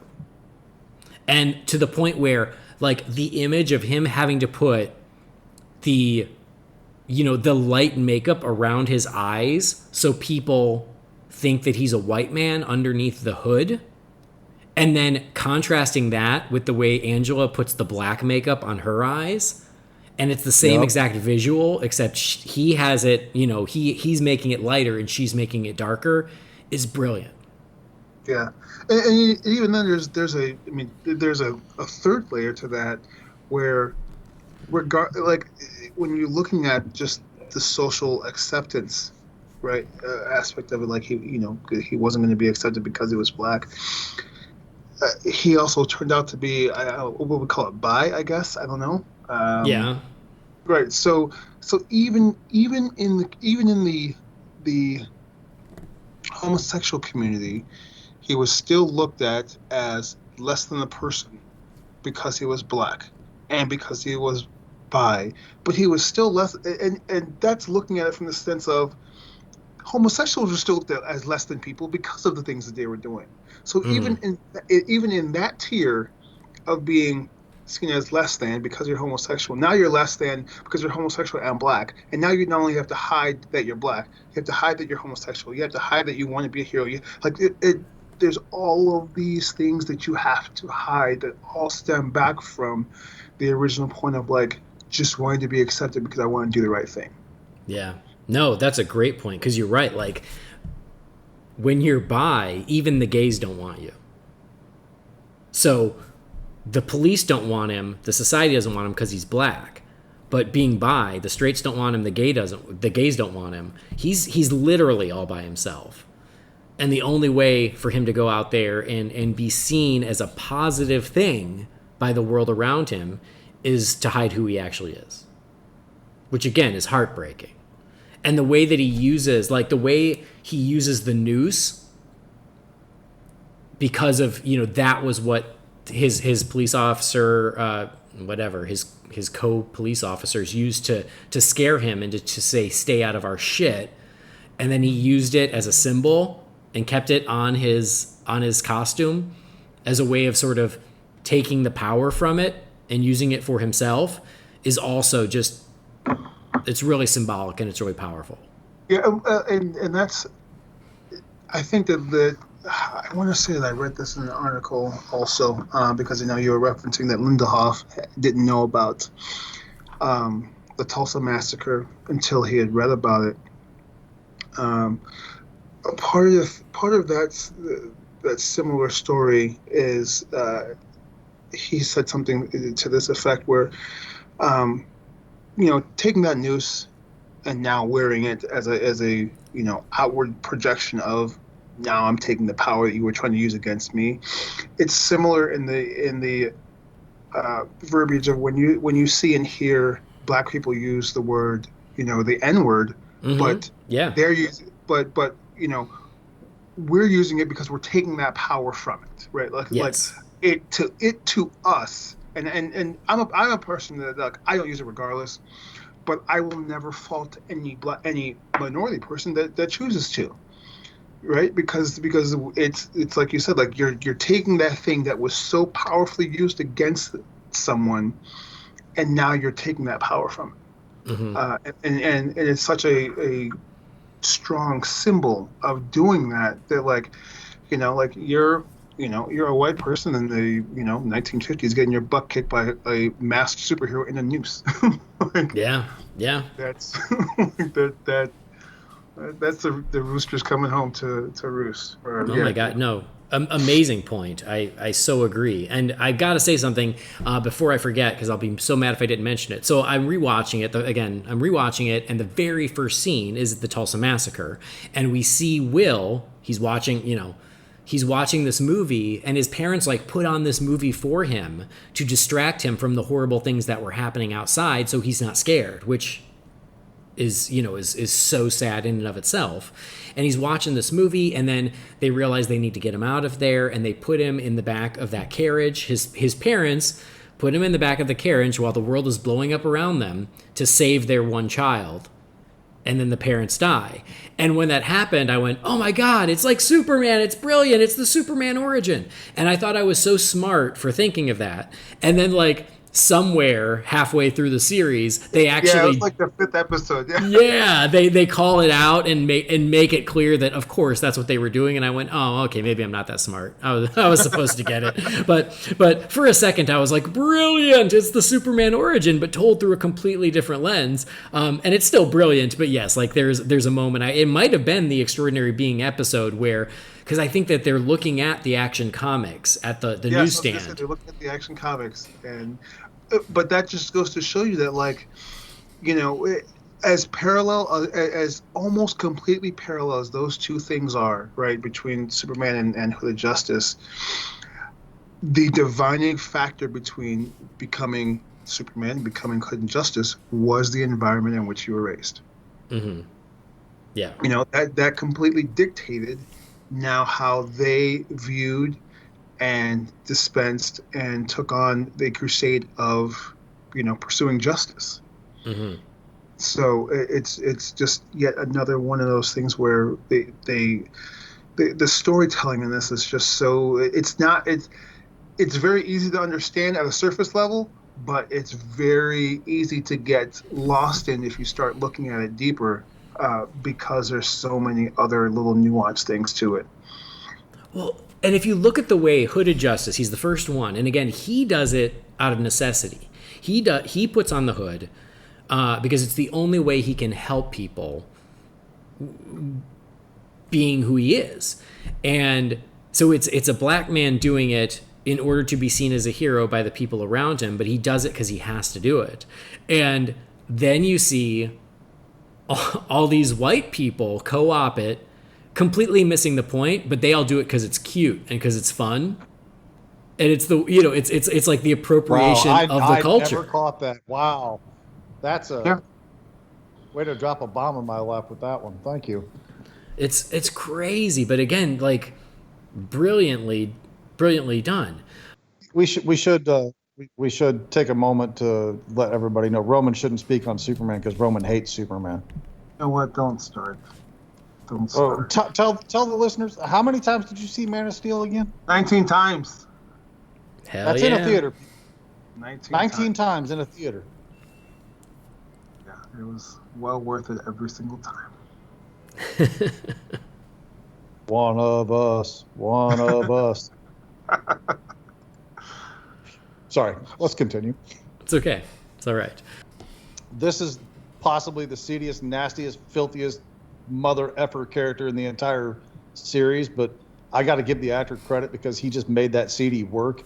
The guy that blew up the delicatessen that he arrested. Oh yeah. Mm-hmm. And then later on he goes to he owns like the meat packing plant or whatever it is. That guy was such a bastard, but that actor really deserves to be recognized for how well he did it. That is true.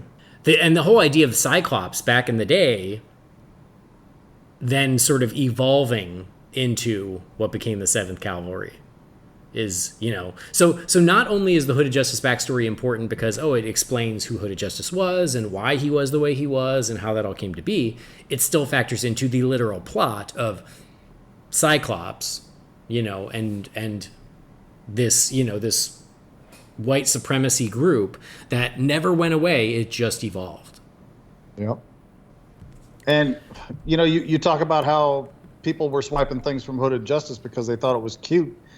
or for totally different reasons, not getting it is the way you put it. And I think that's extremely apt. The 7th Cavalry, this is going to bug me. Rorschach was my favorite of the original Watchmen characters. And I know Rorschach is obviously a flawed human being, and he's got some ideals that I don't necessarily agree with, but I really liked Rorschach and how he dealt with things. And the fact that these a-holes decided that they were all going to put on Rorschach masks to go out and do what they were doing makes me like Rorschach a little bit less now. I mean, I know this is fiction and all, but it's like I don't want to be associated with that kind of a thought process, so I don't want to tell people that I like Rorschach anymore, if that makes any sense at all. Right. And apparently, that element did cause some controversy with Watchmen fans, as they were like, wait, Rorschach wasn't a racist. Why is this? You could make the case that he was a fascist, and he was certainly an asshole that hated everybody, but he was not an unjust person. You know what I'm saying? Like his whole reason for not making it out of the story was he refused to compromise even in the face of Armageddon. He was going to tell the world what Vite did and make Vite pay for it. Right. But I think that if you look at it deeper, I don't think that the show is saying that he is a racist. I think what it is saying is that someone who stood for something but died 30 years ago, how that person's message and how that person's reputation can be misinterpreted and sullied by future generations. And the fact that the 7th Cavalry adopts Rorschach while misunderstanding what Rorschach was really about is also a pretty powerful statement about learning the wrong lessons from history. No, you're absolutely correct. I think that's 100% what it was. But for my own perspective, it's like it makes me almost second guess publicly telling people, yeah, I really like Rorschach, because now I don't want other people to associate Rorschach the wrong way that they did. You know what I'm saying? Mm-hmm. Right. I mean, I don't really give a damn what anybody thinks. It's just at the same time, I feel kind of seedy saying, yeah, I really like this thing that these asshole white supremacists have adopted. Like Pantera. I was a big fan of the band Pantera. And then the skinheads got really big into Pantera, and I damn near all but quit listening to Pantera because of that. Because I didn't want people associating me with those assholes. Right. You Yeah, are understandable. You're a tall white blonde man, or bald man. So I mean, I don't wear combat boots with red laces, and I certainly don't hold the ideals of these people. But the point being, I don't want any kind of association with those kind of people. You know, it's just, I don't know, just my own thing, I guess. No, I completely agree, and like Andy said, it's learning the wrong message from someone's intentions, and once you get that in your mindset, it's very hard to let that go. It consumes you. It becomes almost your identity, and now you're defined by this feeling, not realizing that it's wrong. And then that's how you end up with groups like Cyclops, 7th Cavalry, and everything else that they were based off and for. I remember what I was going to say. It was two things. The first thing, it was about Hooded Justice putting on the mask. Because there's a scene later on when Lori goes and she confronts Judd's widow and being like, oh, here's what we've learned about your husband and blah, blah, blah. And she says, and she explains Hooded Justice, and she said, oh, because a white man in a mask is a hero, but a black man in a mask is scary. And the wife, who is Frances Fisher, who's a great actor, she's been around forever, but she goes, oh, well, thank God times have changed. And when she said that, it just stung, because you're like, oh man, like the more things change, the more they stay the same. Yeah.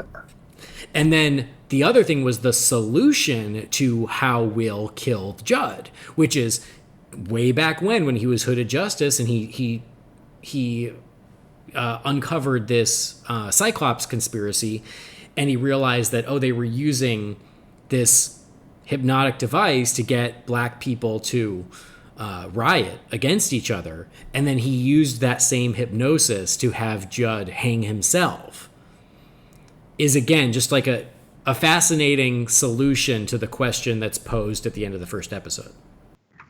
I agree. Yeah, and I was wondering how they were going to kind of pay that off, because when you see him never really, like he goes through the trouble of with that awesome action sequence of him going through that meat market and just wrecking shop, and then he takes that camera, and then that's kind of two things happen there. One, he gets this dawning realization that his son is now watching him and emulating him, and he doesn't want that. But the other part of it was, I didn't know how that was, we didn't know anything had come of that, that footage or that camera thing, outside of they used it once to make all the black people fight, and that was it. So it was, again, just watching him end up using that, as a tool against them and bringing it all back. You're like, oh, okay, well, I guess that's what happened to it. Yeah. To go back to what Andy was talking about, where she was having the conversation with Judd's wife, Lori was having the conversation with Judd's wife. To me, that was that might have been the funniest moment in the show for me, where she just kept hitting the button on that big ancient remote control and nothing was happening. And then finally it didn't. She's like, oh, thank God, or whatever. That part, to me, I don't know why, it just cracked me up. Yeah, and I loved when she just immediately goes, well, yeah, originally we were gonna make him president, but that seemed like thinking too small. And Lori's like, wait, what? And she goes, I'm sorry, you were just going on and on. Am I supposed to confess now, or am I supposed to fake it for a while? It was kind of brilliant. That's I will also say the only moment in the whole series where Lori actually gets stunned was right there. Right? She didn't know how to react to any of that. Yeah, exactly. She's usually just in control of the room. It was the rare time where she was taken aback. And then I mentioned him briefly, but there's Senator Joe Keane, who we find out, yes, he's like the head of the 7th Cavalry, and he has this nefarious plot to kill Dr. Manhattan, and to take his powers. But he's much like Don Johnson. When he shows up, you're like, oh, he seems nice. I'm sure he's no good. Right. And the fact that his name is Joe Keane, or Joking, is interesting. Yeah, I didn't get that. Speaking of Dr. Manhattan, so here's the other thing, and it's a slight nitpick I have. It's very minor, but I have no issue with the solution of who Dr. Manhattan is and why he is there. I just wish that they had seeded that reveal a little bit more at the beginning. So when it happens, honestly, it was something that got spoiled for me anyway, thanks Twitter. But so I knew it was coming, but I just feel like when it happens, it almost feels like it, forgive the pun, comes out of the blue. Yeah, thank you. But I feel like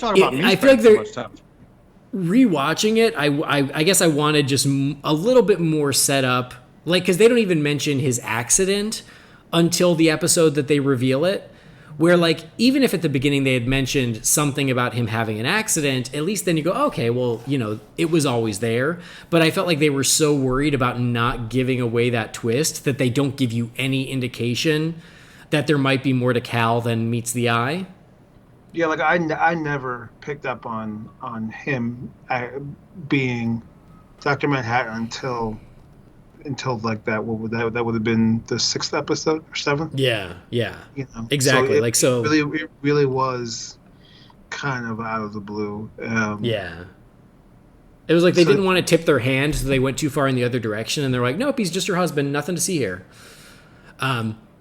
But I will say the one hint that it's not really a hint, but I think it's a nice touch, is when Lori meets Angela, and Lori is like, oh, obviously there was something going on between you and Judd. I don't know if you were in this together. I have no idea. Maybe you were having an affair. And she goes, but that doesn't make sense because your husband is hot. And I like that Lori, who used to be with Dr. Manhattan, would just subconsciously find his new form hot.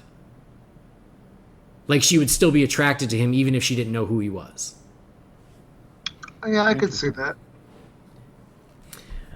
But again, I feel like they didn't want to even hint at it because they wanted it to be such a surprise. But what I love about it is once you get that reveal that, okay, yes, he's been Dr. Manhattan this whole time, then the next episode is whatever, a god walks into a bar. And then you get the entire, background of how it got to this point. It's great. That episode's like an hour and 4 minutes long or something like that, like just over an hour long. And like 45 to 50 minutes of this is just two people sitting in a bar having a conversation. And I found it to be one of the most captivating things I've ever seen in my entire life. Yeah, it was really good. Well, again, it's using that conversation as this framing structure that they keep using to launch off into backstory, side story, future story, etc. And again, filling in so many story gaps along the way, stuff that, again, I didn't even know to ask at that point, but you still get it. Like, you get the whole story of what happened on Europa, why it's there, why Vite is there, where those clones came from. Like, all of that stuff is included in this episode where we're finding out why Dr. Manhattan left Mars and why is he on Earth and why is he in love with Angela. And like, it's another one where they managed to communicate so much story in 1 hour. And yeah, just using that conversation of them at the bar to launch off into these other, really important moments. Yeah, and like this is the episode where they really start to reel in all of those threads and those lines they put out there for the first 6, right? But even in reeling in, let's just put a number. Let's say it's 15 stories, right? Like they're reeling in 10 of them. They're still putting out 5 more even further, right? Because they go into I went to go see your grandfather and have a conversation with him. Well, what the hell was the conversation about? We don't know. We find out later. There's a couple other things like that to where like they're bringing in all these stories, they're closing them all up, but they're still giving you so much more information that you don't even realize until that last episode, and you're like, oh Jesus, like this is amazing. Mm-hmm. I know, and like you would think that when you get to episode 9, you're like, oh, there's too much we have to wrap up. There's too much we've got to resolve, and somehow they made it work. Yeah, and it never felt rushed. Yeah, absolutely. Because you're right. Like, I mean, because this is this episode is where they introduced the idea of the egg. And again, it seems sort of like an off-the-cuff comment of just him sort of explaining to her, like, oh, here's how my powers work, and yeah, I guess I could give someone my powers if I wanted, and then how that comes back at the end is also really, really important and really clever.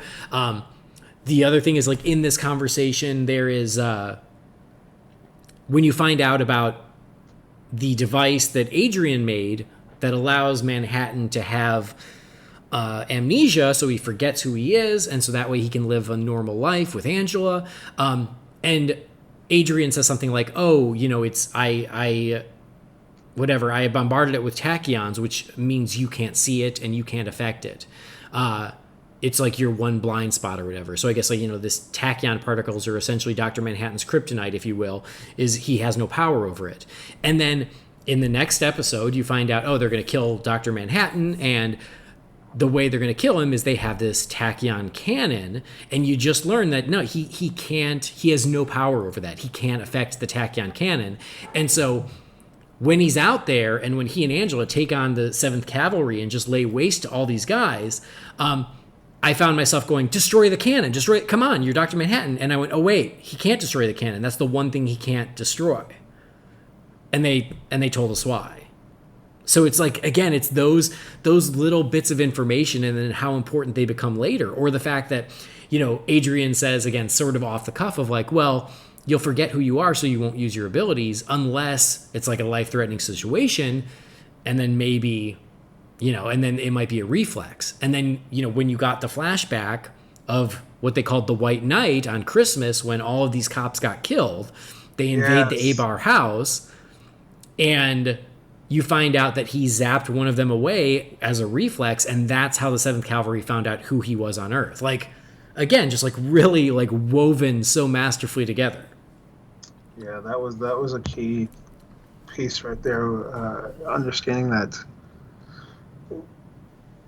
But I believe when they did the flashback to the White Knight, I don't think we didn't see him zap anyone away, right? Like we just didn't. Because that would have been her point of view. Right, we saw it all from her point of view. Yeah. Yeah. So I was like, now I kind of want to rewatch that flashback to see if there was any indication that happened. But if it did, like I missed it. So because there was a lot happening. Yeah. Nope, you didn't miss it. At least not to my knowledge. Yeah. And then the fact that like early on, in the very first episode, they show that Adrian, he will randomly make it rain squids just to remind the world that this threat is still out there to try and keep the peace. Like, he doesn't want to hurt anyone, but he wants the reminder of the incident with the squid, so this is what he does. And the way that comes back at the end, and he uses that to defeat Lady True, I thought was pretty brilliant as well. And I like that the 7th Cavalry, they were like, oh, we're going to kill Dr. Manhattan and give his powers to Senator Keene. And then he'll be able to, reshape the world for white people, I guess. And then Lady True wants to do the same exact thing and reshape the world for herself. And so you've got both of these, it's the same goal, but for different ends. And the way Manhattan zaps them away, knowing that Adrian will find a way to stop them, is also pretty awesome. And it's almost like a redemption for Adrian after what he did in Watchmen. But I love that when it ends, he's still not off the hook. And Laurie's like, you know what? Great, appreciate it, but you're still coming with us. Right, you're still under arrest. Yep, you're still under arrest. And now we've got this video that you made for Robert Redford proving what you did. In a series that centers greatly around the idea of hooded justice and justice being done at the end, that was... Because so many people have asked that question: does Veidt deserve praise or incarceration for what he did? That's been an ongoing conversation in comic book shops and Twitter and whatever else for decades. Mm-hmm. Yeah. Because he was right and he was wrong at the same time. I mean, that truly shows that your moral compass can be pointed in the right direction and still lead you the wrong way, I guess is the way I would put it. Mm-hmm. Because he's right. He saved humanity from the brink of nuclear destruction, but how do you kill 3 million people and not answer for it? Yeah. And feel justified in killing the 3 million people? Like, if Veidt was the kind of person that did that, knowing that the results would be what he was looking for, but then turned himself in for killing the 3 million people, of course, that would have kind of undone it too. I don't know. He feels that superiority and that ego that just he's above everybody else in his own mind. Yeah. But then, curiously enough, he has that really interesting line where they're talking about Lady True wanting to take Manhattan's power, and somebody said something to him. I think it was Laurie said something to him maybe, and he said, anybody who desires that kind of power must be kept from getting it at all costs. Right. Yeah. Yeah. And I think, when I talked about the narcissist, I had it flipped. He said it about Lady True. She didn't say it about him, so my bad. So, he says it about her, and they said, how do you know? And he says, it takes one to know one. So, yeah. But you're right. Like, and again, that's perfectly seated. Of anyone who desires that level of power can't have it. And so, who does that power get passed on to? Angela. We assume, since it cuts away, but... I desperately want this story continued from that point, if only because I want to see how the world reacts to the most powerful being in the universe being a black woman. Yeah. I mean, talking about Andy, like, just bring up some other points that I just flat out forgot, even though I just watched it less than. It's a lot. It's dense. There's a lot in there.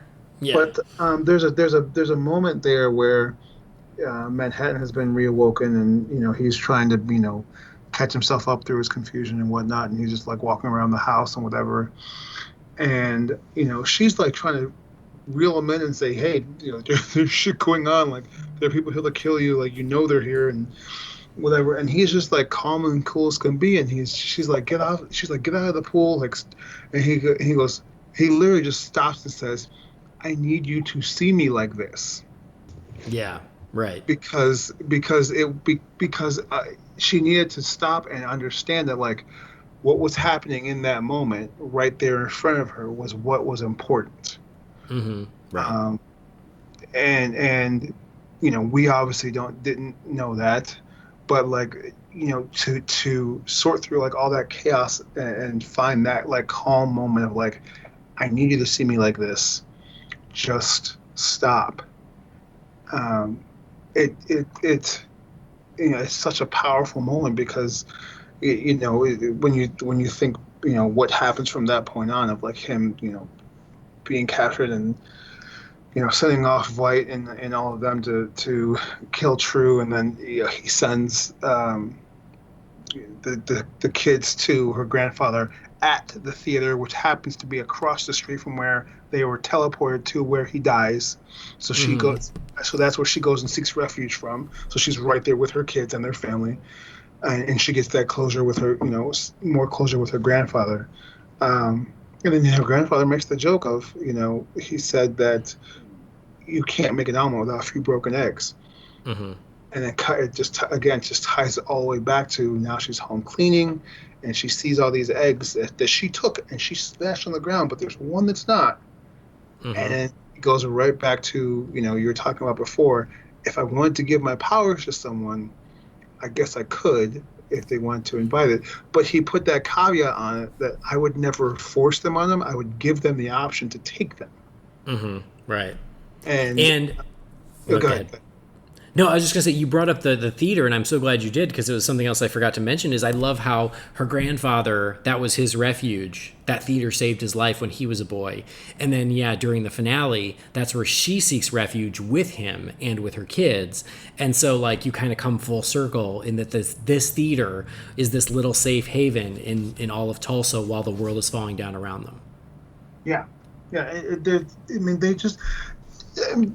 this type of storytelling and connection to themes like that, that's not easy. Yeah. And to have it done in such a way that is so engrossing and you're just like, how did they think to tie it all like this? Mm-hmm. When it ended, I just sat back there in awe for a good 10 or 15 minutes, just like trying to, process what I just spent the last, 5, 6, 7 days watching. Because, and like we've said before, like there's just so much information and so much content that the ability for them to do all of this and still leave it as neat and as clean as it ended. That's a testament to just the skill and the talent that Lindelof has, and what the product they put out. Mm-hmm. Yeah, absolutely. And the couple things I want to mention real quick, they're not as deep, but they're fun, is at the end, after they are in the theater and they wait for everything to pass, then they walk out of the theater. The marquee had been destroyed, and then all that was left on there, it just says Dr. M. Yep. I don't know if you noticed that. Yeah. And then the hotel that Lori stays in when she first goes to Tulsa is the Black Freighter Hotel. Yep. So there were just also really fun nods. And we didn't even mention that the police have ships that were inspired by Archie, the owl ship from Night Owl. Oh, that when they raid that farm, when they're showing them take those lithium batteries, and they're like coming behind the cattle, and they're like mowing down the cattle as they're coming in, and that plane takes off, and that Archie unit goes up and takes that plane down. God, that whole sequence with Sister Knight and Archie and all that stuff, that was so awesome. And that's clearly held back in like episode 3. Yeah. Oh wait, it's before that. That had to be episode 1 because Judd was. That's still episode 1. Yep. Yeah.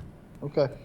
Yep, that's episode 1. But yeah, like, and then they find the real Archie at the end, and it's up at Veight's hideout and everything.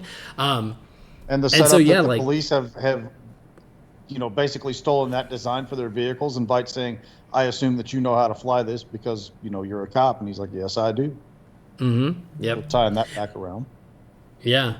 So, and there's also a great moment where Lori says something about she goes, "Oh, how do you tell the difference between whatever, a cop in a mask or a vigilante in a mask," or something like that. And Angela goes, "I don't know." And she goes, "Neither do I." Lori's got a really great line, and I can't even remember what the line is. I just remember laughing at it both times I saw it. When Keen is walking around in the Dr. Manhattan underwear, and she's like, "Are those the panties you want to die in?" or something like that. I can't remember the line, but it was funny. Something like that. And he just gets liquefied in that thing. Yep. So gross. Yeah, that needed to happen. Yeah.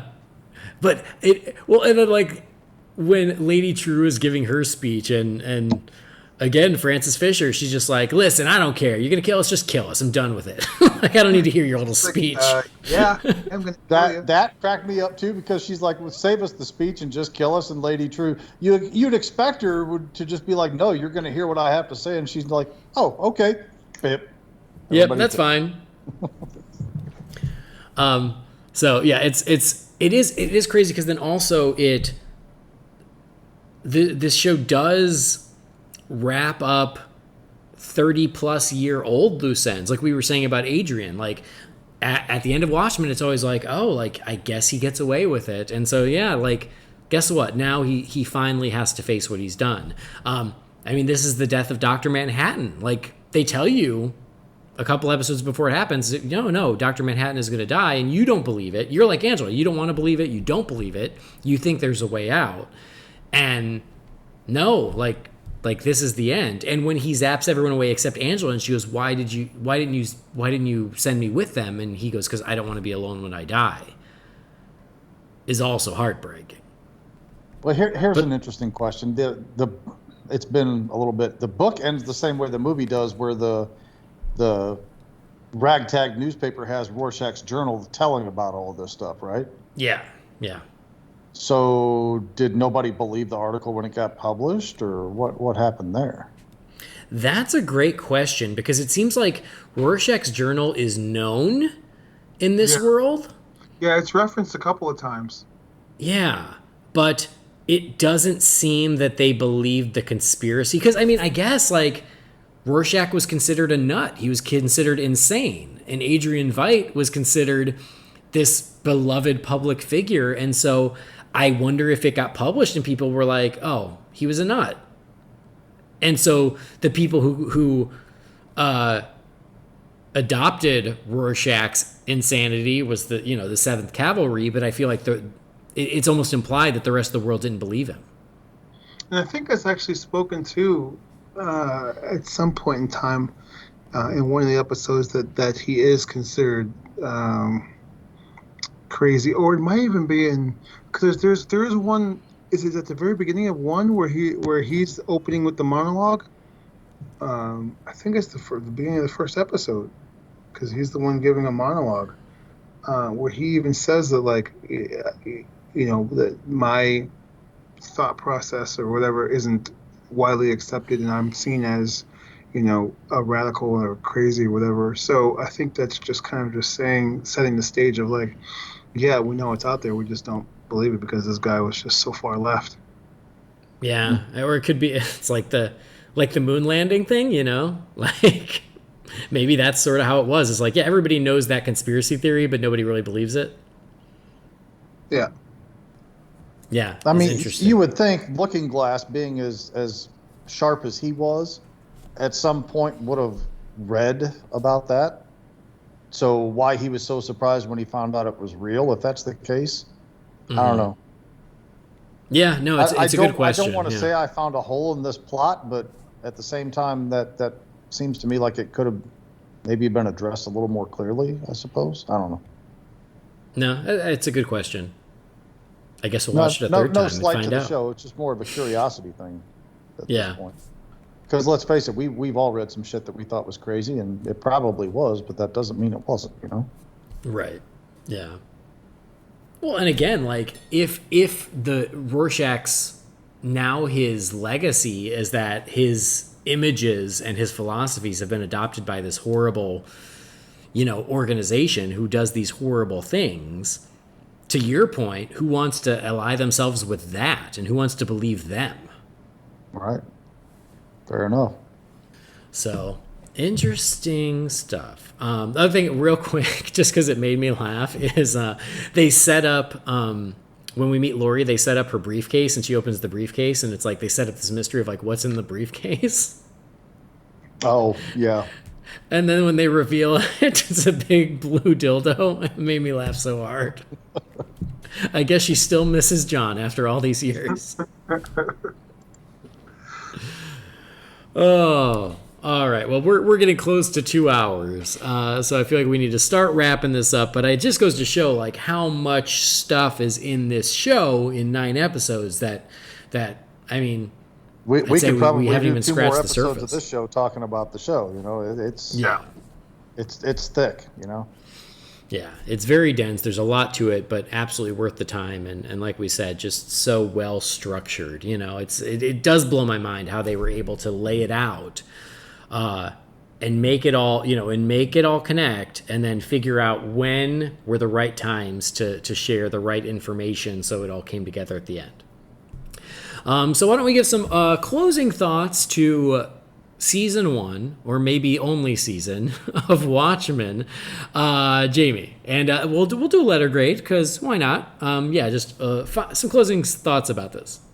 It's a Hall of Fame caliber show. It's the first show that I can remember in a very long time that wasn't some sitcom that I was just watching to kind of unwind after a day, like Scrubs. I've watched the entirety of Scrubs front to back 3 different times now, plus watching it live, so technically 4. It's the first show that I can think of in a long time that I wanted to actively go back and rewatch as quickly as I did. What did we say? It's been 7 months since it aired, and I was delighted to go back and rewatch it. And like you, I wish I could have gone back and rewatched it another time, since we wound up having to bump this another few days or whatever it was. It's a Hall of Fame caliber show. I mean, it's got everything that I want in a TV series or movie, or just about anything. It's got strong, compelling character work.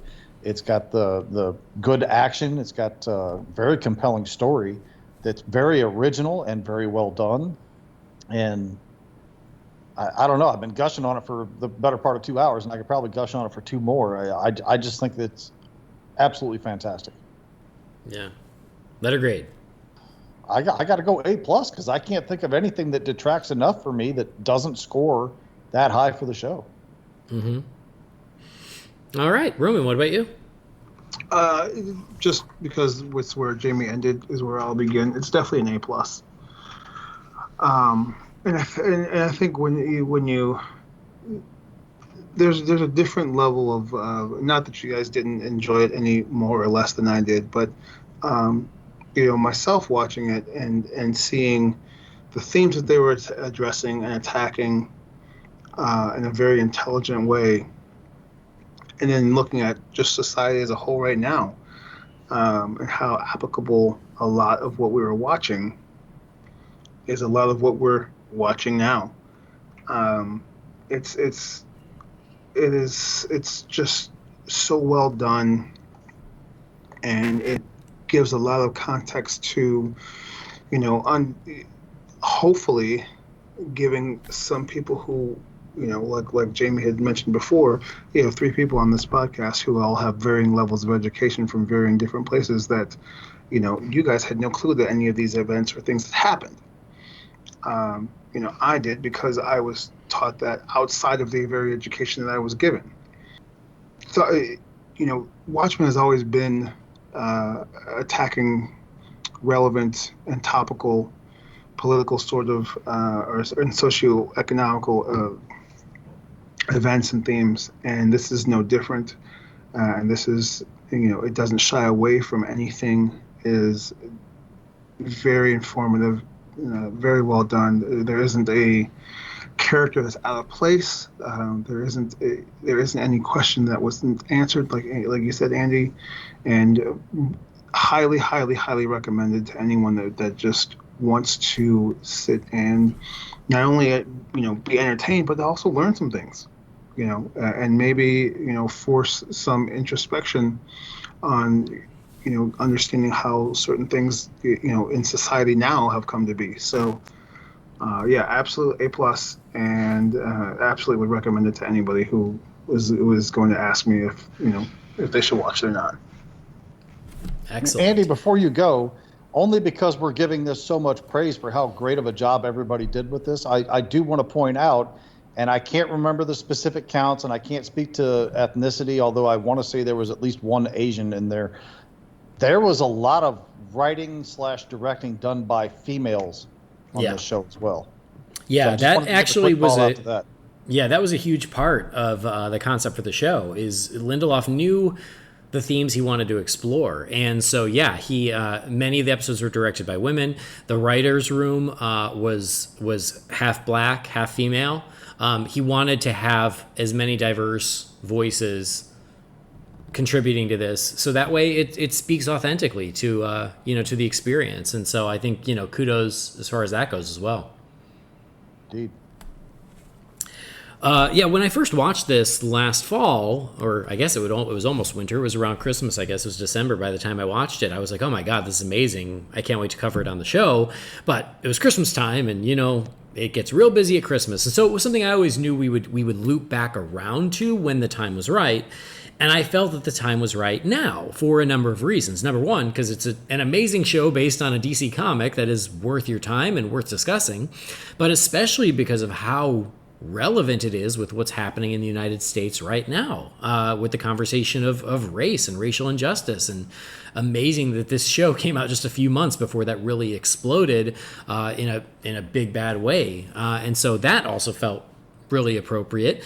And then when they made it for free on Hulu in celebration of Juneteenth, and then having it available on HBO Max that a lot of people now subscribe to, it just felt like now was the right time to loop back around to it and to dive deep into it. So I'm glad we were able to do this. And to your point, Jamie, it was a great excuse to get me to watch the whole thing again in a matter of 2 days, and don't regret it at all. And I will revisit it again because it is like a 9-hour movie, but it sure don't feel like it because it's so good and it's so compelling and it's just amazingly well done that I'll happily revisit it. Throughout the years, one of the big issues that people have of following up something that is a beloved masterpiece, is how do you top it? How do you follow that up? And I think that was probably a question with Watchmen, because I think even when I heard they were going to make a Watchmen series, I was like, well, I'll watch it, but God, what's it going to be about? What do you do for that? That's always a huge pressure in trying to follow up something that is universally acclaimed the way Watchmen is. And I got to point to this series and go, that's how you do it. Somehow, these 9 episodes feel like a natural progression of the story that was told in Watchmen, a natural continuation of that, incorporates characters that we already know and love and we're invested in, but introduces a whole slew of new characters that are just as interesting, that are just as compelling, that are just as dynamic, and weave them into the Watchmen mythos that now, I want more of Sister Night. I want more of a lot of these characters. He expanded the world in a way that didn't feel forced, and that didn't feel disingenuous to the world that was already created by the graphic novel. And that, kudos for that, just in and of itself. But then to tell a story that was this powerful, that was this well constructed, that was this fascinating, and kept me hooked every minute of the way to the point where, I lost sleep because I just had to keep going, just speaks to the quality of the show.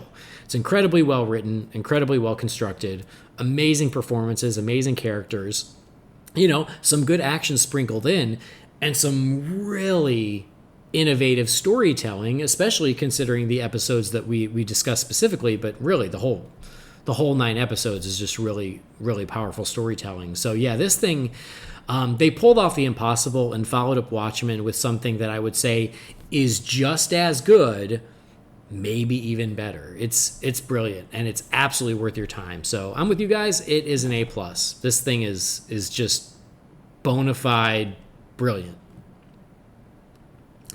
So I'm glad we all agree. It sure would have been a bummer if I would have forced Roman to watch this and he'd be like, guys, I didn't like it. But no, yes, really awesome. And again, if you're a fan of these characters, of this world, or honestly, even if you're not, it is worth your time. It's just really great television, whether you're into Watchmen or not. So absolutely. Great stuff. Watchmen, again, it's available. It's easy to find. Go out there, check it out, and I hope you guys enjoy it too. We do have a couple emails, so if you guys will hang out for just another couple minutes, we got some emails, and at least one that is Watchmen specific. So let's do that. Let's jump real quick into the Wayne Manor mailbox. It's time again for the Wayne Manor mailbox. You've got mail. Darren, what is a letter for me? Maybe temporary. She wrote a letter. You're one hell of a messenger. This is all, Master Wayne. All right, first email here. It is Watchmen. That's why I saved it for this one. This is from our pal Stuart from Guernsey. It says, hey, now that Regina King said that she would not return for another season of Watchmen without Damon Lindelof, and he said he isn't interested in returning because he told the story he wanted to tell. But the show was a massive hit, so there will be interest in doing another. If they do it, it's going to be hard to carry on where they left off without Regina returning, so what would you like to see? Would you like them to carry on in present day and tell another story with different characters being the focus, or go back in time to the 80s and see how they worked as a crime-fighting team, similar to the Before Watchmen comics? Hope you're doing well, Stuart. Thanks, Stuart. Before Watchmen. That was the series I was thinking of. I couldn't remember the name of. Yeah, I couldn't either, so thanks, Stuart. What do you think, Jamie? If they were to go forward, how would you prefer they did it? If they don't want to do it, I mean, she ain't doing it without him, and he don't want to do it. If they don't have their hearts in it, then let this story be. Just let it lay exactly where it's at and never pick it up from there. If somebody else wants to pick it up and run with it, let them tell another completely different story, virtually not even tied to this. Reference Dr. Manhattan or the events or the aftermath of Veidt being finally arrested and how the world views somebody who kills that many people to save that many more. I mean, tell a story like that, or just something altogether different. Don't try and pick up this story without Lindelof and King being involved. Mm-hmm. Roman, where do you stand? Yeah, no, I'm completely with Jamie. Like it's an all or nothing thing here. You either are able to get them and continue and find that whatever else story happens after she takes the egg, or it's just a completely unrelated story where you just might dip into some references, and that's it. Yeah, I'm with you guys. Like, if Lindelof and Regina King want to carry on this story, I am all in for it. But I don't think this has to be the end. If you find someone else who wants to tell a completely different standalone story in this world, great. I'd give that a shot too. But yeah, I think that would be the way to go. I don't want someone else coming in and trying to write a continuation of this if it's not the original team. All right, next message is from Pastor Jasmine. It says, hey guys, have you ever seen a statue of Michael Jackson as Batman? There are images online of a statue of Michael Jackson in the Keaton Batman costume. It was in a museum in California, and it mentions that Michael Jackson always wanted to play Batman. Pastor, thank you for the email. I am completely unaware of this. I will have to do a Google image search, but that does not sound familiar to me. Guys? This feels fake. Is he bad? Oh, God. Who's bad? Yeah, I'm going to say no. I don't know about that. Jackson weighs 107 pounds wet. There's no way he'd even be able to put the cowl on. Right. I want to get a time machine and go back to like 1988 and have Michael Jackson be cast in the Batman movie and really watch the local comic book shops go into a fury, because Michael Keaton was bad enough. I just think of Michael Jackson, who I was a huge fan of, like, but his performance in Captain EO, where he's supposed to be like a space captain, and just because of the way he talks, it's just like adorable of him trying to command a spaceship, where he's just like, the Corps are trying to drum us out because they think we're losers, but we're going to show them we're going to do it right. So I couldn't imagine him as, all right, I'm Batman, put down your guns. I mean, I kind of need this in my life now. But I mean, I'd watch it, I guess. I still would have liked him to do the soundtrack for Batman 89. I think that would have been great, but didn't happen that way. All right, next message is from Michael Murphy. It says, hey, do you think that we'll ever see a director's cut of Batman Forever? I love the theatrical cut, but I'd love to see the director's cut that fleshes out the Red Diary subplot. I'll always have a soft spot for Batman Forever. What do you think? Michael, thanks for the message. We can't answer this because Brendan's not here. We don't talk about Batman Forever without Brandon. No, I'm just kidding. What do you think? Do you think we'll ever actually see the extended cut, Jamie? 60 days ago, I would have said not a chance in hell, but, with the doors being opened the way that they are, I'm not saying no to anything at this point. I'm just going to say we'll see. Anything's possible. If the Snyder cut on HBO Max explodes the way I anticipate it's going to, trust me when I tell you they'll be looking for any old thing that they can rehash for a minimal amount of expense to get released in some different sort of a format, like a different cut of a movie or something like that. I mean, the Ayer cut of Suicide Squad's an almost foregone conclusion at this point. So, if the Zack Snyder's Justice League hits and Ayer's Suicide Squad hits, look out. It's going to be its own separate thing on the app pretty soon. Yeah, I think I've seen Batman Forever in its totality maybe twice.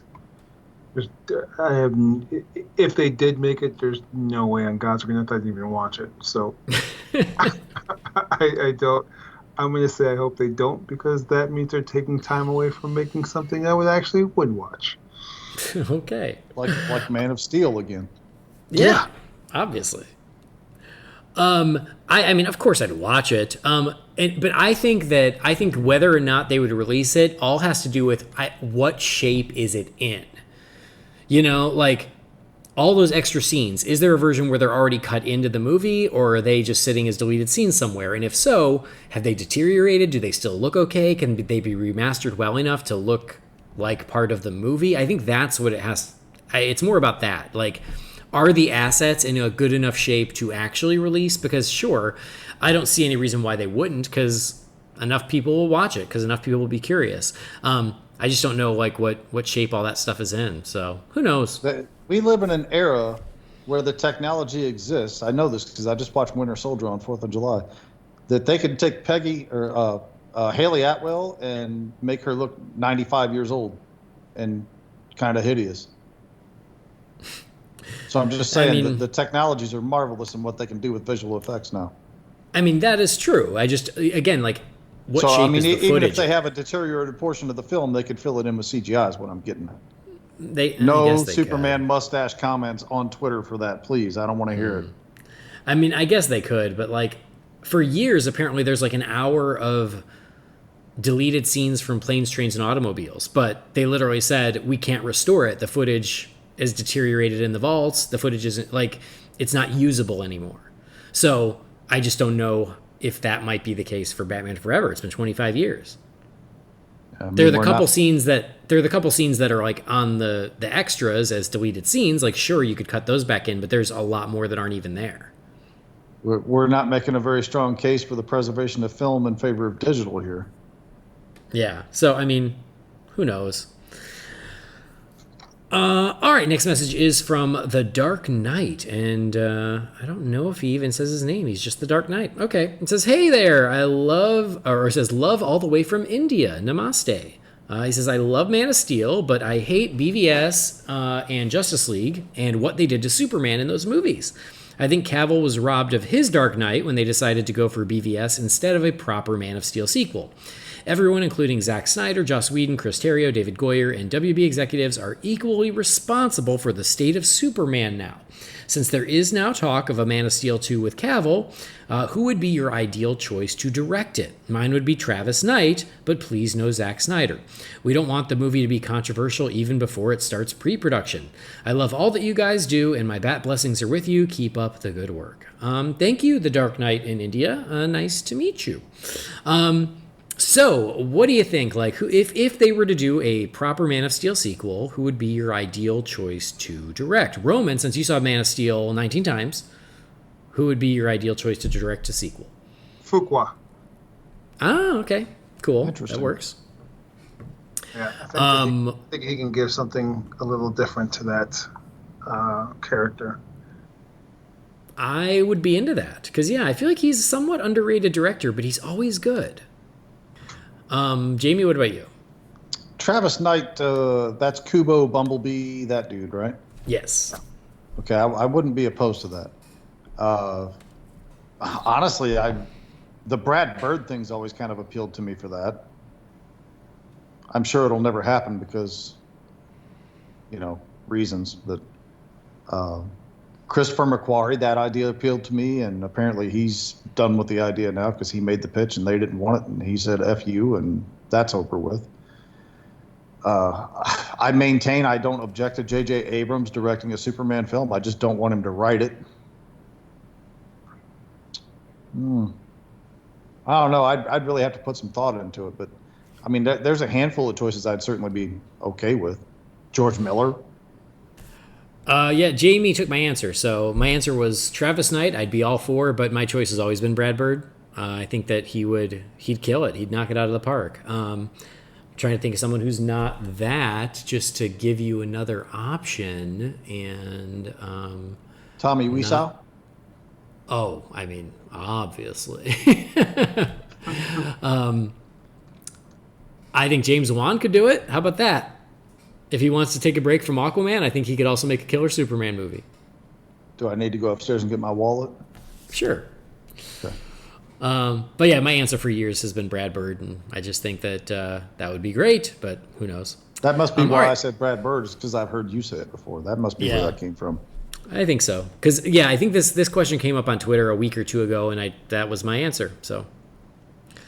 all right, one last one here from Ron Messbarger. It says, hey, hope you're doing well and staying safe. With the announcement of Matt Reeves as the Batman being its standalone entity and hopefully a multi-movie arc, what would you say are the chances we get some of the Bat family? Keeping this branch of Bat movies away from the greater DCEU could provide the opportunity to dive into Robin and Batgirl, who both desperately need to be represented. Andy, you and Brendan were talking this past week about why Batman always seems to be the start of Batman or the end of Batman as far as his career goes. I'd offer this as a reason why. Every comic book is someone's first, Stan Lee. I think production companies are afraid to assume everybody knows Batman's beginning, and they had a hard time not ending the story. I think they fear general audiences won't respond well to not knowing what happens next. Just an assumption on my end. Thanks for everything that you do. You are my never miss podcast, and I appreciate you all. Ron. Thank you, Ron. That means a lot. I appreciate it. Interesting. I mean, I get what you're saying, but I also feel like if you were to do a movie that's just Batman already established, still think people would get it, because people at least know who Batman is, even if you don't know where he came from. He is enough of a staple in pop culture that people go, yeah, guy with no powers, dressed as a bat, cool car, cave, stops colorful bad guys. I think people get that. So I don't know if, I mean, you're right, maybe that's the rationale behind some of those choices, but I don't think that should be an issue as far as giving us just a Batman in his prime. But as far as Matt Reeves's films diving into the Bat family, Jamie, what do you think?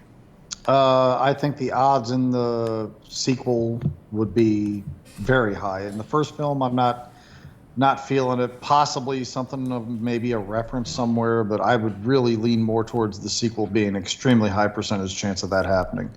And as far as that address of why, the beginning and the end is always what everybody goes for, number one, I think Brendan damn near nailed it on the head when he said year one and Dark Knight Returns are so many people's biggest inspirations for it. But my response to that would be, and I know this is a different era and a different medium, but Batman 66, 3 years running, they never really had an official ending to that I'm aware of. And Nope. they only touched on his origin like one time in a brief passing conversation, if I'm not mistaken. So, and how wildly successful was that? Yep. There was so many of us, that was our first Batman anyway. So, I mean, I'm kind of with you at this point. I don't see why we have to keep rehashing the same things. Let's just get a Batman that's, 33, 35 years old and kicking butt and got a Robin and, a rogues gallery. Yep. I don't see why this is a hang up anymore. Yeah, I agree. And you're right. Like, if you look at like the Burton Schumacher films, I guess I would argue those were mostly Batman in his prime. I think, like they weren't really focused on him ending or beginning. But people's likes and dislikes of those movies have nothing to do with what point he is in his career. They have to do with the stories they told in the movies themselves. But those movies didn't sink or swim based on, people going, well, I don't get it because I didn't see where he came from. It's like, no, he's Batman. You get it. Roman, what do you think? Bat Family in the new franchise, and any thoughts on Batman at the beginning or end of his career? Well, I personally am tired of origin stories as a whole. I feel as though that most people who are going to see a superhero movie understand that they're going to see a superhero movie. So, like, I don't know why we have to constantly and ever presently continue to show, like, how they became. Like, let's show them, like, just doing what they do and doing it at their peak of their abilities of doing it. So, there's just too much information out there for the general audience that they're going after. There's more enough information already saturated that they know who, what, why, and how. Mm-hmm. As far as going into the Bat Family, like, I don't think there's enough representation of it.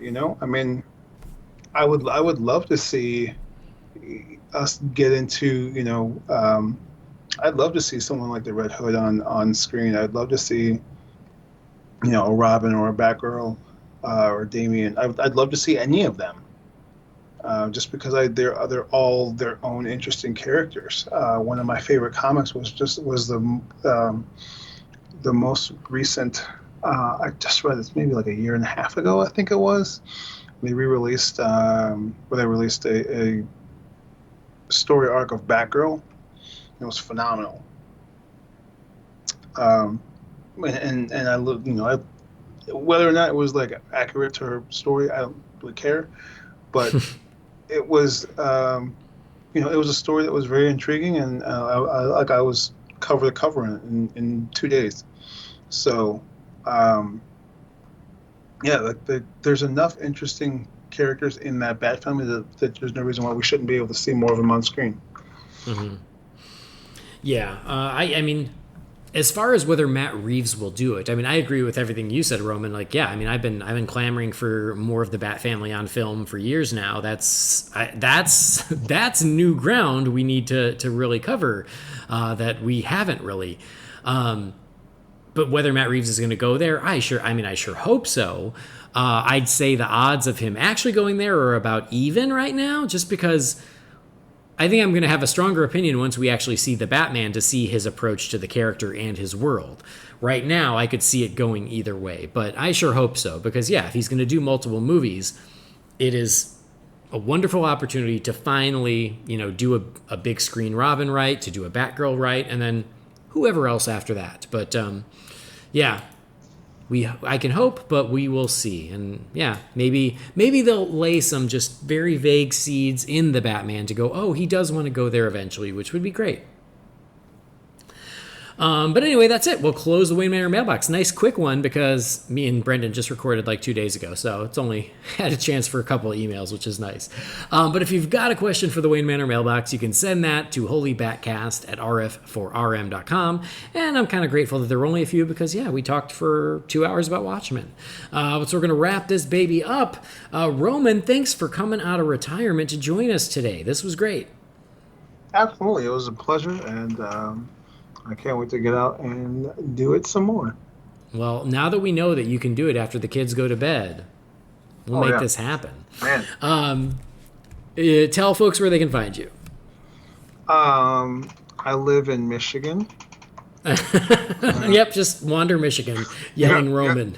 Just look for a liquor store in Southwest Michigan. You'll find him in there. Oh yeah, no, that's fairly accurate statement right there. I'm on the gram at Roman with the homies, as it sounds. If you are a clueless fan, you will get that. I am on the Twitter at Roman's Empire 79. And I'm lurking around Facebook here and there. It's a seedy place right now, so we'll see. It's a minefield. Jamie, thank you as well. Always good to have you back. Yeah, it was a good time. I'm glad we got to cover the show finally. And people are probably already following you, but just in case. I got a Twitter handle at BatRaider3960, but don't expect to find me on there anytime soon. Before we get out of here, I got to drop one recommendation because I'm starting to catch up on comics again. Deceased, the Tom Taylor series about, DC characters all becoming zombies and murdering each other, which is absolutely fantastic series. Currently, there is a follow-up miniseries to that called Deceased: The Unkillables. Wow, is that thing good? I'll give you this. Imagine this: Deathstroke, Lady Shiva, Cassandra Cain, Jim Gordon, Solomon Grundy, and like the Creeper and one or two other ones are teaching a generation of kids how to survive a zombie apocalypse. Oh, okay. Does that not sound like amazing to you? Is that on the DC app? Probably not, because it's a relatively new series, and I think the DC app runs, 6 months behind, 12 months behind, something like that. Gotcha. Because I accidentally subscribed to the DC app because I thought I was just going to watch a show, and then I forgot to not cancel my subscription. So I realized that I've had it now for like 6 months, and I haven't used it. Well, I will tell you, as long as you're okay with waiting a little bit for the comics are worth it, because I've been reading so many comics on DC Universe, and Deceased is on there, so I have been... It's been on my to-do list because, especially now that I've completed the full run of Blue Devil, true story, I have room to pick up something else. But yeah, I think what you just mentioned is like a deceased spin-off, Jamie. That one's not on there yet, I don't think. The Unkillables? Unkillables, yeah, I don't think it's on there. It's like the sequel series, if you will. Right. Because it basically... These are the people who are not affected by the anti-life equation that caused the zombie apocalypse to begin with. Mm-hmm. And it's really cool. I don't want to ruin it for you because I think it's only like 3 or 4 issues deep, and it's probably like a 6-issue series or something like that. But I'll just say I'll be shocked if you read this and don't absolutely love the book, because there's some awesome things going on in it. Nice. Thanks for the recommendation. We'll keep an eye out for that. But definitely read Deceased first, because it'll just give you more of a basis on how this world is operating. Because, Tom Taylor is kind of doing, it's, I guess you'd call it like an Elseworlds tale or something like that. Much like he did with Injustice, which I loved his Injustice run too. So, but I would definitely say reading Unkillables before reading the first DC series is not advisable. Okay. Noted. Thanks. As long as we're throwing recommendations out there, I'm going to do a quick little shout out for our old Real Fans pal, Phil Derasimo, because he started a new podcast with a buddy of his called This Podcast Ruined My Childhood. So they're looking at all the movies that allegedly have ruined childhoods and are talking about why do people think they ruined their childhood, and did they really? And it's really fun. So, and the episodes are less than an hour, which I always like. So, yeah, he's been on this show. He was on the Real Fans show with us for a while. So, yeah, if you guys are looking for another podcast, check out Phil's new show, This Podcast Ruined My Childhood. A little shout out for him too. But we're gonna wrap it up. Thank you guys as always for joining us for Holy BatCast, or today Holy Watchmen Cast. We always appreciate it. Thanks for downloading. Please do subscribe so you never miss an episode, and please rate and review us on Apple Podcasts. And as Michael Keaton's Batman says, I want you to tell all your friends about me. Visit holybatcast.com. Find Holy BatCast on Facebook, Twitter, Instagram, and YouTube. And again, if you've got anything for the Wayne Manor mailbox for next time, you can send that to holybatcast@rf4rm.com. But that'll do it. On behalf of Jamie and Roman, I've been Andy, and we'll see you next time. Same bat time, same bat channel.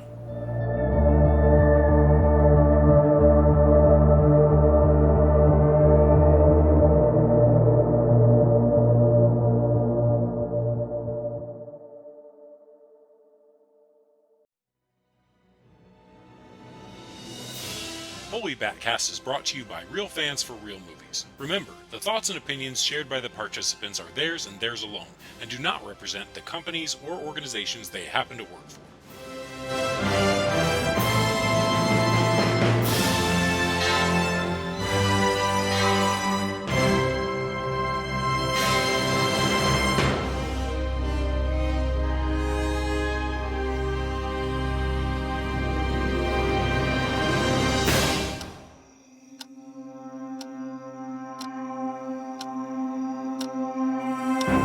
The clock is ticking. We're running out of time. Evil is rising. Second by second, we all cry out, begging for someone to do something before the clock stops.